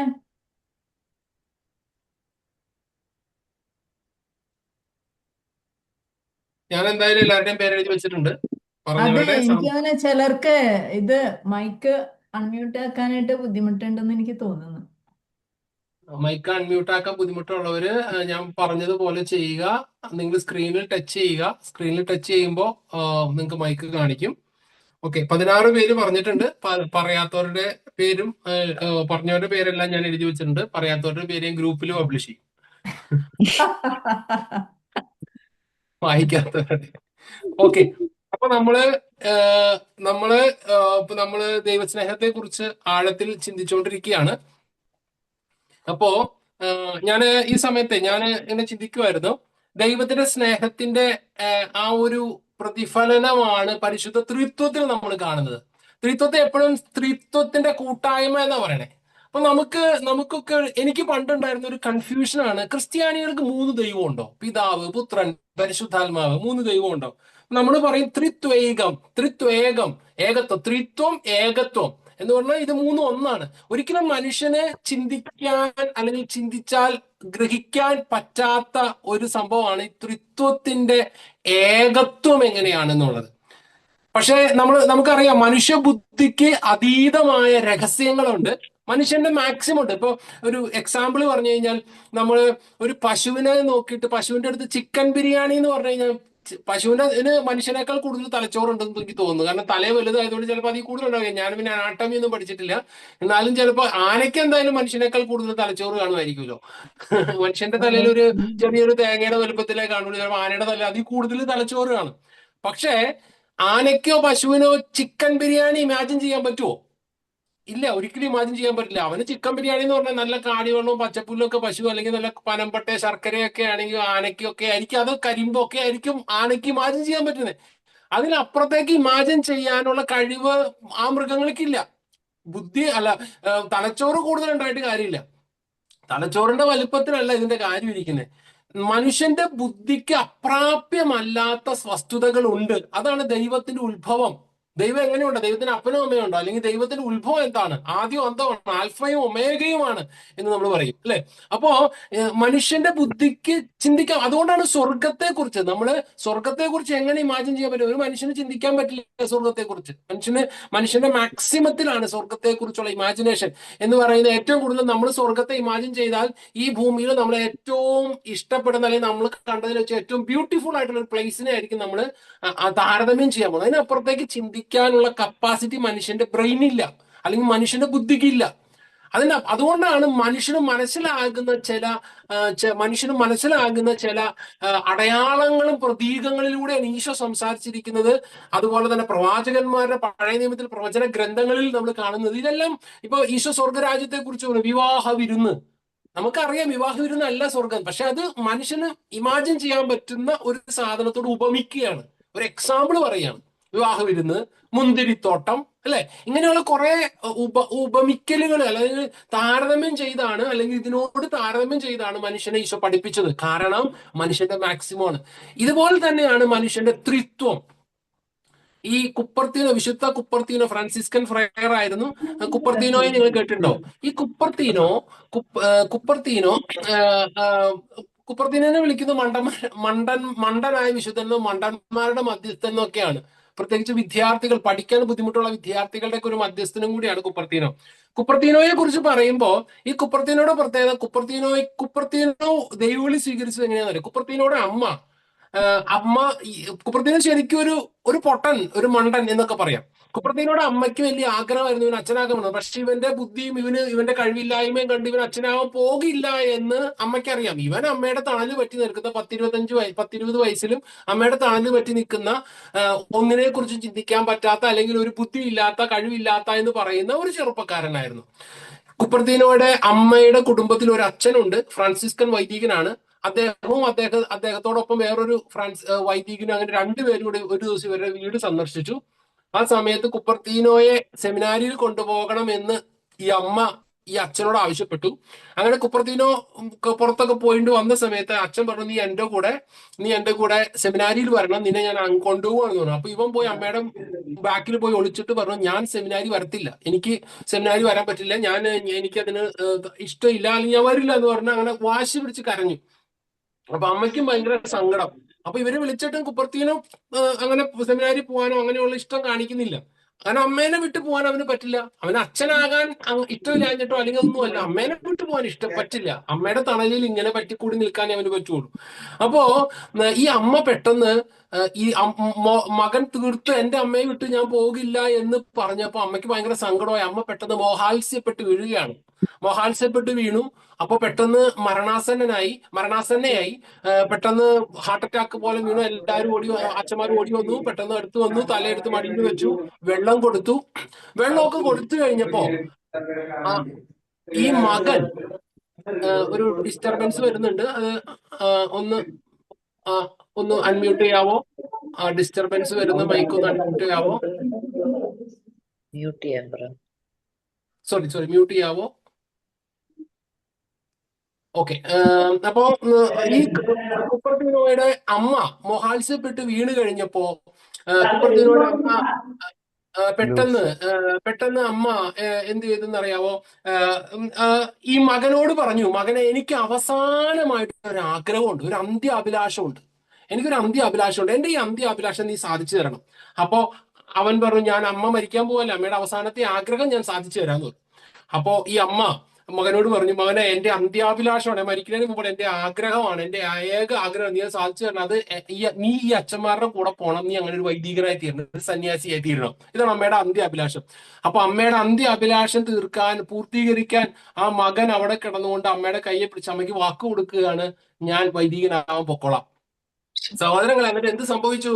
ഇത് കേട്ട ഉടനെ മകൻ പോകാമെന്ന് കേട്ട ഉടനെ മരിക്കാൻ കിടന്ന അമ്മ ചാടി എണീറ്റു ഭയങ്കര സന്തോഷത്തോടെ അച്ഛന്മാരോട് പറഞ്ഞു, നിങ്ങൾക്ക് എന്താണ് വേണ്ടത്, നിങ്ങൾക്ക് ഭക്ഷണം വേണം, എന്താ വേണ്ടത്, അവരെ പരിചരിക്കാനായിട്ട് ശ്രമിക്കുകയാണ്. അപ്പൊ ഈ അച്ഛൻ ചോദിച്ചു, അച്ഛൻ പറഞ്ഞു, നീ കുറച്ചേരം വിശ്രമിക്കുക, നിനക്ക് സുഖമില്ലാത്തതല്ലേ, അപ്പൊ അമ്മ പറയാണ്, ഒരു അമ്മയ്ക്ക് തന്റെ മകൻ ദൈവവിളി സ്വീകരിക്കുന്നു എന്ന് കേൾക്കുമ്പോൾ ഉണ്ടാകുന്ന ആനന്ദത്തെക്കാൾ വലിയ ആനന്ദമില്ല അച്ഛ.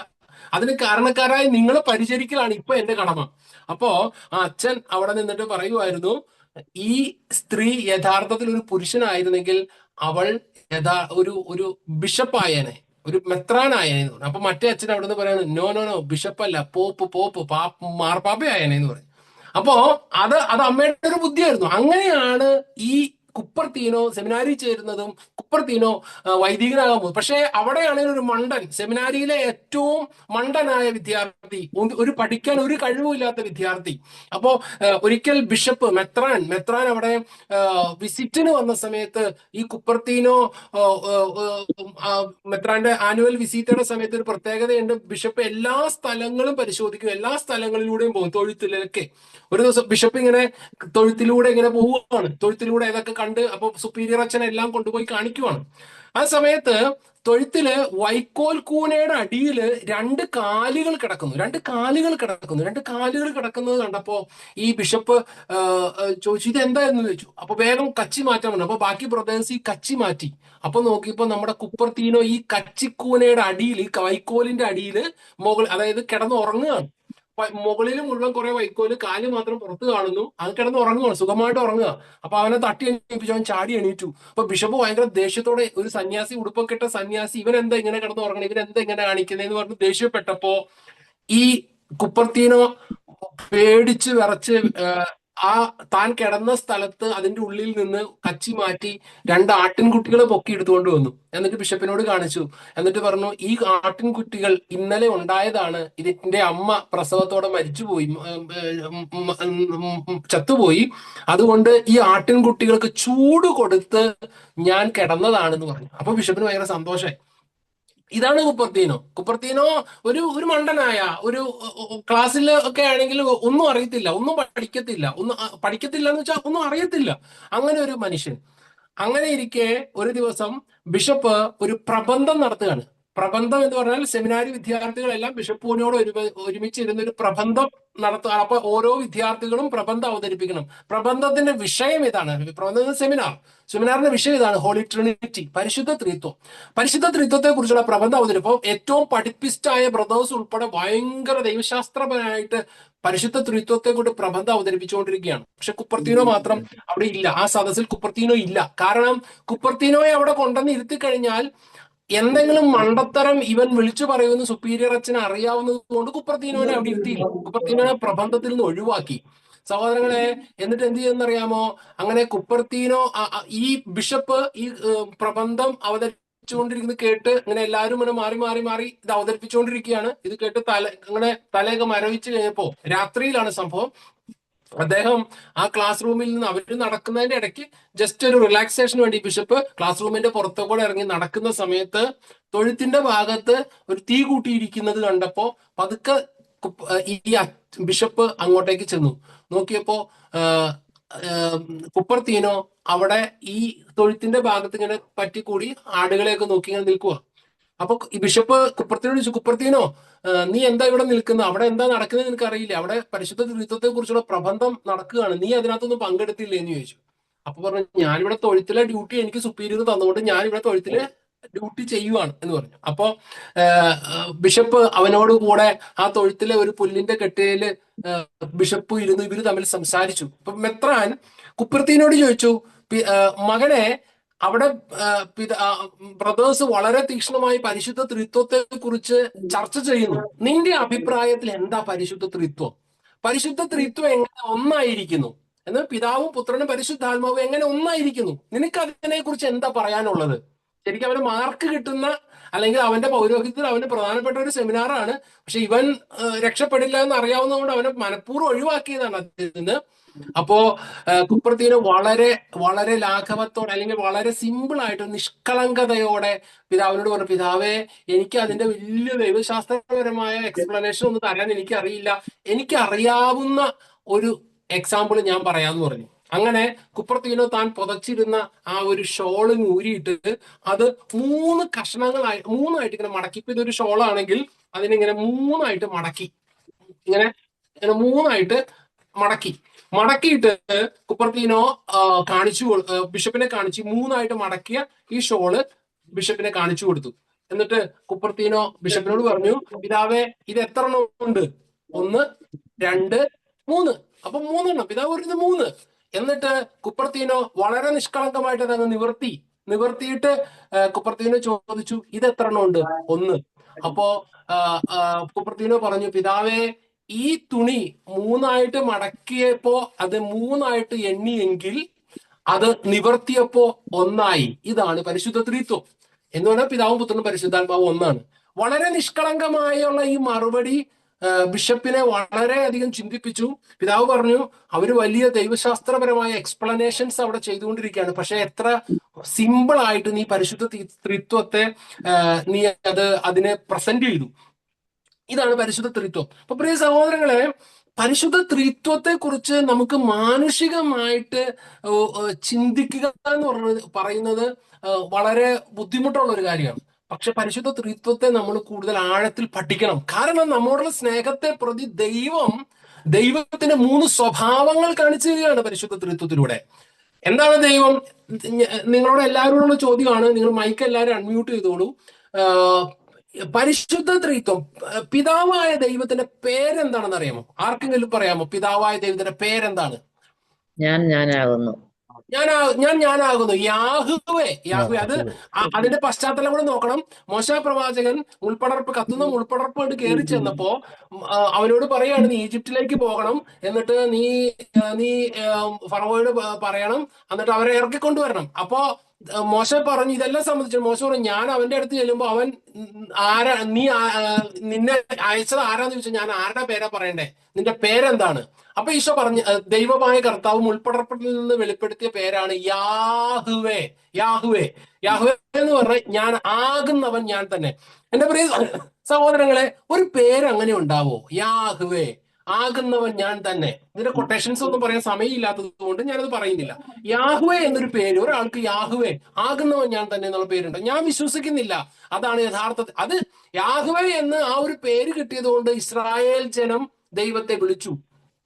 അതുകൊണ്ട് തന്നെ യാഹ്വേ എന്നുള്ളത് ഒരു പർട്ടിക്കുലർ നെയിമാണെന്ന് ഞാൻ വിചാരിക്കുന്നില്ല. അതെന്താണ്? ദൈവമായ കർത്താവിനോട് മോശ ചോദിച്ചപ്പോ ചാടിക്കേറി ദൈവം പറഞ്ഞു, ഞാൻ തന്നെ, നീ നിന്റെ വഴിക്ക് പോ, നിനക്ക് ഞാൻ എന്റെ പേരും അഡ്രസ്സും ഒക്കെ തന്നാൽ മാത്രമേ നീ പോകുള്ളൂ എന്നുള്ള അർത്ഥത്തിൽ ഞാൻ തന്നെ. നമ്മൾ പിള്ളേരൊക്കെ ചേട്ടന്റെ പേരെന്താ? ഇപ്പൊ നമ്മൾ പറയില്ലേ പേരൊക്ക എന്ന് തമാശ രീതിയിൽ പറയും. ആ സമയം ദേഷ്യപ്പെട്ടിട്ട് നമ്മൾ ചിലപ്പോൾ നീ പേരും അഡ്രസ്സൊക്കെ അറിഞ്ഞാലേ നീ പോകുള്ളൂ എന്നൊക്കെ ചോദിക്കും. ആ ഒരു അർത്ഥത്തിൽ ദൈവം പറയുകയാണ് യാഹ്വേ, ഞാൻ തന്നെ, നീ അത്ര അറിഞ്ഞാൽ മതി. അപ്പൊ പിന്നീട് ദൈവത്തെ യാഹ്വേ എന്ന് വിളിച്ചു. അപ്പോഴും അവിടെയും ദൈവം തന്റെ നാമം വെളിപ്പെടുത്തിയില്ല, മറച്ചു വെച്ചു. ഇനി ദൈവത്തിന്റെ രൂപം ആരെങ്കിലും കണ്ടിട്ടുണ്ടോ? നമ്മൾ പഴയ നിയമത്തിൽ കാണുകയാണ് ദൈവത്തിന്റെ രൂപം ആരും കണ്ടിട്ടില്ല. മോശ പ്രവാചകനോട് ദൈവം മുഖാഭിമുഖം സംസാരിച്ചു എന്ന് പറയുമ്പോഴും കത്തുന്ന മുൾപ്പടർപ്പായിട്ടും മേഘസ്തംഭമായിട്ടും അഗ്നിസ്തംഭമായിട്ടൊക്കെ സംസാരിച്ചത്. അവിടെയും ദൈവത്തിന്റെ മുഖം കാണുന്നില്ല. പക്ഷേ ദൈവത്തോട് മോശ പ്രവാചകൻ ഒരു പരാതിയുണ്ട്, കർത്താവേ, നമ്മൾ ഇത്രയധികം ക്ലോസ് ആയി ഇത്രയധികം സംസാരിക്കുന്നു, പക്ഷെ നിന്റെ മുഖം നിന്നെ ഞാൻ കണ്ടിട്ടില്ല, നിന്റെ മുഖം കണ്ടിട്ടില്ല, എനിക്ക് നിന്നെ ഒന്ന് കാണിച്ചു തരാമോ? അപ്പൊ മോശയുടെ ആഗ്രഹം കണ്ടിട്ട് ദൈവം തന്നെ കാണിക്കാനായിട്ട് മനസ്സ് കാണിക്കുന്നുണ്ട്. മോശയോട് പറഞ്ഞു, നീ ആ പാറക്കെട്ടിന്റെ വിടവിലൂടെ അങ്ങോട്ട് നോക്കി നിന്നോ, ഞാൻ അതിലൂടെ നടന്നു പോകാം. അപ്പൊ ദൈവമായ കർത്താവ് എന്ത് ചെയ്തു? ആ പാറകളുടെ അപ്പുറത്തുകൂടെ ആ നടന്നു പോയി. ആ പാറകളുടെ അതിലൂടെ നടന്നു പോയപ്പോ മോശ പ്രവാചകൻ കണ്ടത് എന്താണ്? ദൈവത്തിന്റെ പിന്നാമ്പുറം, പിന്നാമ്പുറം മാത്രം കണ്ടു. അപ്പോഴും ദൈവത്തിന് മുഖം കാണിച്ചില്ല. പിന്നാമ്പുറത്തിൽ എന്താ ഉള്ളത്? സൂര്യനെ പോലെ വെട്ടിത്തിളങ്ങുന്ന ഒരു വസ്ത്രാഞ്ചലം. വേറെ എന്താ ബാക്കിൽ കാണാനുള്ളേ? സൂര്യനെ പോലെ വെട്ടിത്തിളങ്ങുന്ന അവന്റെ പിൻഭാഗം, വസ്ത്രാഞ്ചലം മാത്രം മോശ കണ്ടു. അവിടെയും ദൈവം തന്റെ രൂപം കാണിക്കണില്ല. എന്തുകൊണ്ട്? ദൈവം തന്റെ രൂപം കാണിച്ചില്ല. ദൈവം തന്റെ പേര് വെളിപ്പെടുത്തിയില്ല. ദൈവം തന്റെ രൂപം കാണിക്കുന്നില്ല, ദൈവം തന്റെ പേര് വെളിപ്പെടുത്തുന്നില്ല. കാരണം സമയത്തിന്റെ പൂർണ്ണതയാണ് യോഹന്നാൻ 1:14 പറയുന്നത്. സമയത്തിന്റെ പൂർണ്ണതയിൽ വചനം, ആദ്യം ഉണ്ടായിരുന്നു വചനം, അതാണ് പിതാവ്, ബാവാ തമ്പുരാൻ, അത് വചനമാണ്. കാരണം വചനത്തിലൂടെ നമ്മൾ കേട്ടിട്ടുള്ളൂ. ബാബ തമ്പുരാൻ, പിതാവായ ദൈവം എന്ന് പറയുന്നത് വചനമാണ്. വചനമായ ദൈവം മാംസം ധരിച്ചു. അതാണ് 1:14 യോഹന്നാൻ. വചനം മാംസമായി നമ്മുടെ ഇടയിൽ വസിച്ചു, അവന്റെ മഹത്വം നമ്മൾ ദർശിച്ചു, കൃപയും സത്യവും നിറഞ്ഞതും പിതാവിന്റെ ഏകജാതന്റെ മഹത്വം നമ്മൾ കണ്ടു. അതുവരെ കണ്ടിട്ടില്ല. അതുകൊണ്ടാണ് യോഹന്നാൻ 1 യോഹന്നാനിൽ 1-ാമത്തെ അധ്യായത്തിൽ പറയുന്നില്ലേ, ഞങ്ങൾ കേട്ടത് എവിടെന്ന? വചനത്തിലൂടെയാണ് ദൈവം സംസാരിച്ചത്. ഞങ്ങൾ കേട്ടത് പ്രവചനങ്ങളിലൂടെ കേട്ടത് അല്ലെ? അത് മാത്രമല്ല, മോശയോട് സംസാരിച്ചപ്പോ കേട്ടത്. ഞങ്ങൾ കേട്ടതും സ്വന്തം കണ്ണുകൊണ്ട് കണ്ടതും സൂക്ഷിച്ച് വീക്ഷിച്ചതും ആയ ജീവന്റെ വചനം. അപ്പൊ യോഹന്നാൻ പറയാണ്, ഞങ്ങൾ കേട്ടു പണ്ട് ആദ്യം ദൈവത്തിന്റെ വചനം ഞങ്ങൾ മോശയിലൂടെ കേട്ടു, പിന്നെ പ്രവാചകന്മാരിലൂടെ ഞങ്ങൾ കേട്ടു അറിഞ്ഞു, പിന്നെ എന്ത് ചെയ്തു? കണ്ണുകൊണ്ട് കണ്ടു യേശുക്രിസ്തുവിലൂടെ. പിന്നെ എന്തുകൊണ്ട്? യേശുക്രിസ്തുവിലൂടെ കണ്ണുകൊണ്ട് കണ്ടു, സൂക്ഷിച്ചു വീക്ഷിച്ചു, എന്നിട്ട് എന്ത് ചെയ്തു? അതാണ് ദൈവം. അപ്പൊ ഈ ദൈവം നമ്മൾ കേട്ടത്, കണ്ടത്, സൂക്ഷിച്ചു വീക്ഷിച്ചത്, ഈ ദൈവം ഇതാണ് യേശുക്രിസ്തുവിലൂടെ വെളിപ്പെട്ടത്. അപ്പൊ പിതാവായ ദൈവം, അപ്പൊ പിതാവിന്റെ പേരെന്താണ്? അങ്ങനെയെങ്കിൽ ദൈവത്തിന്റെ പേരാണ് എന്താണ്? ആ പേരാണ് യോഹന്നാന്റെ സുവിശേഷത്തിൽ ഈശോ പറയുന്നില്ലേ, ഞാൻ പിതാവേ അങ്ങ് എനിക്ക് തന്ന അങ്ങയുടെ നാമത്തെ പ്രതി ഞാൻ അങ്ങയെ മഹത്വപ്പെടുത്തുന്നു. അങ്ങ് എനിക്ക് തന്നു, പിതാവേ അങ്ങ് എനിക്ക് തന്നത്. അപ്പൊ യേശുവിന്റെ മനുഷ്യത്വം പറയുകയാണ്, പിതാവേ അങ്ങ് എനിക്ക് തന്ന അങ്ങയുടെ നാമം. അപ്പൊ ദൈവത്തിന്റെ പേരെന്താണ്? ജീസസ്, യേശു എന്നുള്ളതാണ് പിതാവിന്റെ പേര്. അത് ആരാ കൊടുത്ത? പിതാവ് ഈശോയ്ക്ക് കൊടുത്തു. ഈശോയുടെ മനുഷ്യത്വത്തിന്, അതായത് അവിടെയാണ് പിതാവും പുത്രനും വരുന്നത്. പുത്രൻ എന്ന് പറയുന്നത് ഈശോയുടെ ദൈവത്തിന്റെ മനുഷ്യത്വമാണെങ്കിൽ, പിതാവ് എന്ന് പറയുന്നത് ദൈവത്തിന്റെ ദൈവത്വമാണ്. ഈശോ പിന്നെ അങ്ങോട്ട് സ്വർഗാരോഹണം ചെയ്തപ്പോ എന്നും നമ്മോട് കൂടെ ആയിരിക്കാൻ ആത്മാവായി നമ്മുടെ കൂടെ വസിക്കുന്നു. ഇതാണ് ഹോളി ട്രിനിറ്റി. പരിശുദ്ധ ത്രിത്വം എന്ന് പറയുന്നത് അതുകൊണ്ടാണ് ഫിലിപ്പോസിനോട് ഈശോ പറയുന്നില്ലേ, ഫിലിപ്പോസെ നീ അറിയുന്നില്ല, ഇത്ര നാളെ നിന്റെ കൂടെ ഉണ്ടല്ലോ, എന്നിട്ടും നീ എന്നെ അറിയുന്നില്ലേ എന്ന് ഫിലിപ്പോസിനോട് ചോദിക്കുന്നത്. അതുകൊണ്ട് സഹോദരങ്ങളെ, നമ്മൾ പരിശുദ്ധ ത്രിത്വം എന്താണെന്ന് ആദ്യം പഠിക്കണം. പരിശുദ്ധ ത്രിത്വത്തെ കുറിച്ച് ധ്യാനിക്കണം. പക്ഷെ മനുഷ്യന്റെ ബുദ്ധിക്ക് അതീതമാണെങ്കിലും സിമ്പിൾ ആയിട്ട് വചനത്തിലൂടെ പരിശുദ്ധ ത്രിത്വത്തെ അറിയണം, ദൈവത്തെ സ്നേഹിക്കണം. അപ്പൊ ഇതിന്റെ ഒരു ഭാഗമായതുകൊണ്ട് ഞാൻ അത് ഇതിനോട് കൂട്ടിച്ചേർക്കുകയാണ്. അത് ഞാൻ ഷോർട്ടായിട്ട്, വളരെ ഷോർട്ടായിട്ട്. എന്തോ ഡിസ്റ്റർബൻസ് കേൾക്കുന്നില്ല. ലൂസിയുടെ നിന്നാണ് സൗണ്ട് വരുന്നത്.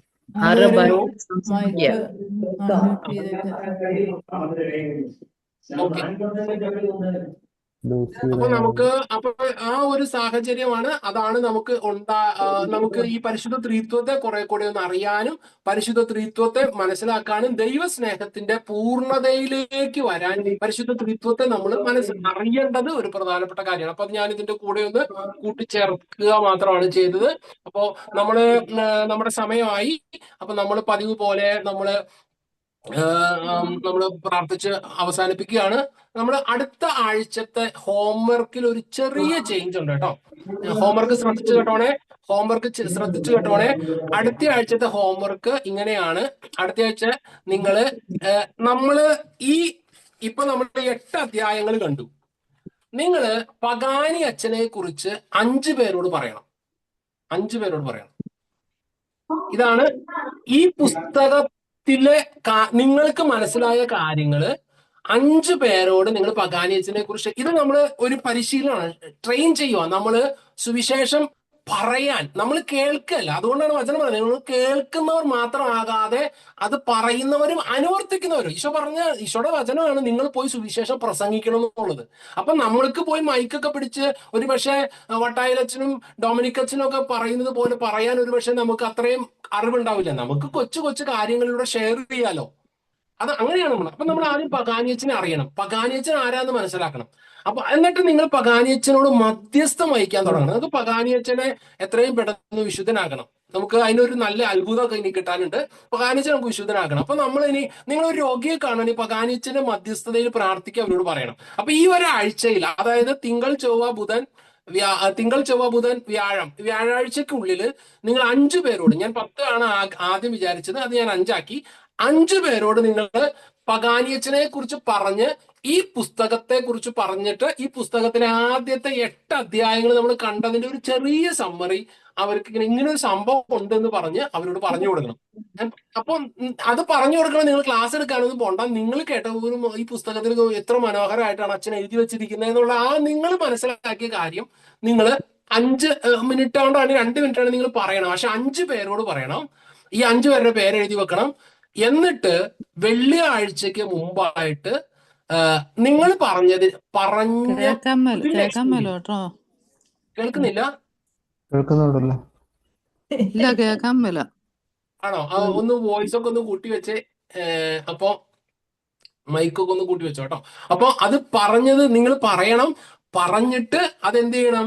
വെള്ളിയാഴ്ചക്ക് മുമ്പ് നിങ്ങൾ ഇടേണ്ട വോയിസ് ഇതാണ്. നിങ്ങൾ പറഞ്ഞപ്പോൾ ഉണ്ടായ എക്സ്പീരിയൻസ്, 5 പേരോട് പറഞ്ഞപ്പോൾ ഉണ്ടായ എക്സ്പീരിയൻസ്, അവരെ അതെങ്ങനെ കേട്ടു, അതെങ്ങനെ ജസ്റ്റ് ചിലപ്പോൾ 2-3 സെന്റൻസിൽ പറയാൻ പറ്റും, അല്ലെങ്കിൽ 5 സെന്റൻസ് നിങ്ങൾക്ക് എക്സ്പീരിയൻസ് ആയിട്ട് ഉണ്ടെങ്കിൽ അത് പറയാം. പക്ഷെ എല്ലാവരും പറയണം. ഇത് നമ്മൾ സുവിശേഷം പറയാനുള്ള ഒരു ട്രെയിനിങ്ങും കൂടി ഇത്. അപ്പോൾ സിസ്റ്റേഴ്സിനൊന്നും, മരിയ സിസ്റ്റർ ഒക്കെ സുവിശേഷം ശുശ്രൂഷ ചെയ്യുന്ന ആൾക്കാർ, അവർക്കൊന്നും പ്രശ്നം വരില്ല. നമ്മുടെ സിസ്റ്റേഴ്സിനും അച്ഛന്മാർക്കൊന്നും പ്രശ്നം വരില്ല. പക്ഷെ നമ്മളെല്ലാവരും ചെയ്യണം. പക്ഷെ സിസ്റ്റേഴ്സും പറയണം കേട്ടോ, എല്ലാവരും പറയണം. 5 പേരോട് പഗാനിയച്ചനെ കുറിച്ചും ഈ പുസ്തകത്തെ കുറിച്ചും പറഞ്ഞ് ആദ്യത്തെ 8 അധ്യായം നിങ്ങൾ പഠിക്കുന്ന ഈ ക്ലാസ്സിനെ കുറിച്ചും 8 അധ്യായത്തിൽ വന്ന നിങ്ങൾ മനസ്സിലാക്കി കുറെ കാര്യം. ഇന്ന് നിങ്ങൾക്ക് ഹാർട്ട് ടച്ചിങ് ആയിട്ടുള്ള കുറച്ച് ആ സെന്റൻസ് ഒക്കെ പറഞ്ഞു. അപ്പൊ അതൊക്കെ പറഞ്ഞാൽ മതി. അപ്പൊ തന്നെ നമുക്കത് എന്നിട്ട് വെള്ളിയാഴ്ച നിങ്ങൾ നാളെ തുടങ്ങി ഇടണമെന്നില്ല. നിങ്ങൾക്ക് നാളെ തുടങ്ങി വേണമെങ്കിൽ ഇടാം. ഈ 5 പേരോട് നാളെ തന്നെ ഒരു ഹോംവർക്ക് പോലെ 5 പേരോട് ഒറ്റയടിക്ക് പറഞ്ഞു തീർക്കണമെന്നില്ല. വ്യാഴാഴ്ച വരെ 5 ദിവസം, 3 ദിവസം, 4 ദിവസം കൊണ്ട് പറയുക. വെള്ളിയാഴ്ചക്ക് ഉള്ളില്, വെള്ളിയാഴ്ച വൈകുന്നേരത്തിനുള്ളിൽ നിങ്ങൾ വോയിസ് ഇടുക. എല്ലാവരുടെയും വോയിസ്. ഇടാത്തവരുടെ പേര് സിസ്റ്റർ പബ്ലിഷ് ചെയ്തതുപോലെ ഓരോ ആഴ്ചയിലും നമ്മൾ പബ്ലിഷ് ചെയ്യും. അത് നമ്മൾ നോട്ട്, ഇന്നിപ്പോ ഞാൻ വായിച്ചവര് 16 പേര് വായിച്ചു. ഞാൻ കൃത്യം പേര് എഴുതി വെച്ചിട്ടുണ്ട്. അപ്പൊ അതുപോലെ നമ്മൾ കൃത്യം നോട്ട് ചെയ്യും. നമ്മൾ ഇതൊരു പരിശീലനം കൂടിയാണ്. അപ്പൊ അതും കൂടെ ഒന്ന് മനസ്സിലാക്കുക. ഇനി ആർക്കെങ്കിലും എന്തെങ്കിലും പറയാനുണ്ടോ? ഞാൻ മെസ്സേജ് അയച്ചു വോയിസ് ഇടുന്നതിന് പകരം. എന്റെ മെസ്സേജ് തന്നിട്ടുണ്ട്. അതിലാണ്. പിന്നെയില്ലേ, ഇന്ന് നമുക്ക് കലാമേരി ജോസ് ഇന്നാണ് നമ്മുടെ ഗ്രൂപ്പിൽ ആദ്യമായിട്ട് കയറിയത്. പേരൊക്കെ തന്നായിരുന്നു, പക്ഷേ ഹാർദവമായിട്ട് സ്വാഗതം ചെയ്യുന്നു. ഏതാണെങ്കിലും വന്ന് കയറി വായനയിലൊക്കെ ഉണ്ടായിരുന്നു. അപ്പൊ സന്തോഷമുണ്ട് കേട്ടോ. പ്രാർത്ഥനക്ക് മുന്നേ ജസ്റ്റ് അതൊന്ന് പറയുമായിരുന്നു. ഓക്കെ. എന്തോ നമുക്ക് സമാപന ആശീർവാദം സ്വീകരിക്കാം. അതുലിന്റെ പേര് മാറ്റിയേക്കട്ടെ. അതുല് മെസ്സേജ് ഇട്ടിട്ടുണ്ട് എനിക്ക്. അതൊരു ഓക്കെ. നമുക്കെന്നാ അച്ഛനുണ്ടോ? ലിജു അച്ഛൻ മാത്രമേ ഉള്ളൂ. ലൂക്കോസ് അച്ഛൻ. ലൂക്കാച്ച ആശീർവാദം തരുമോ?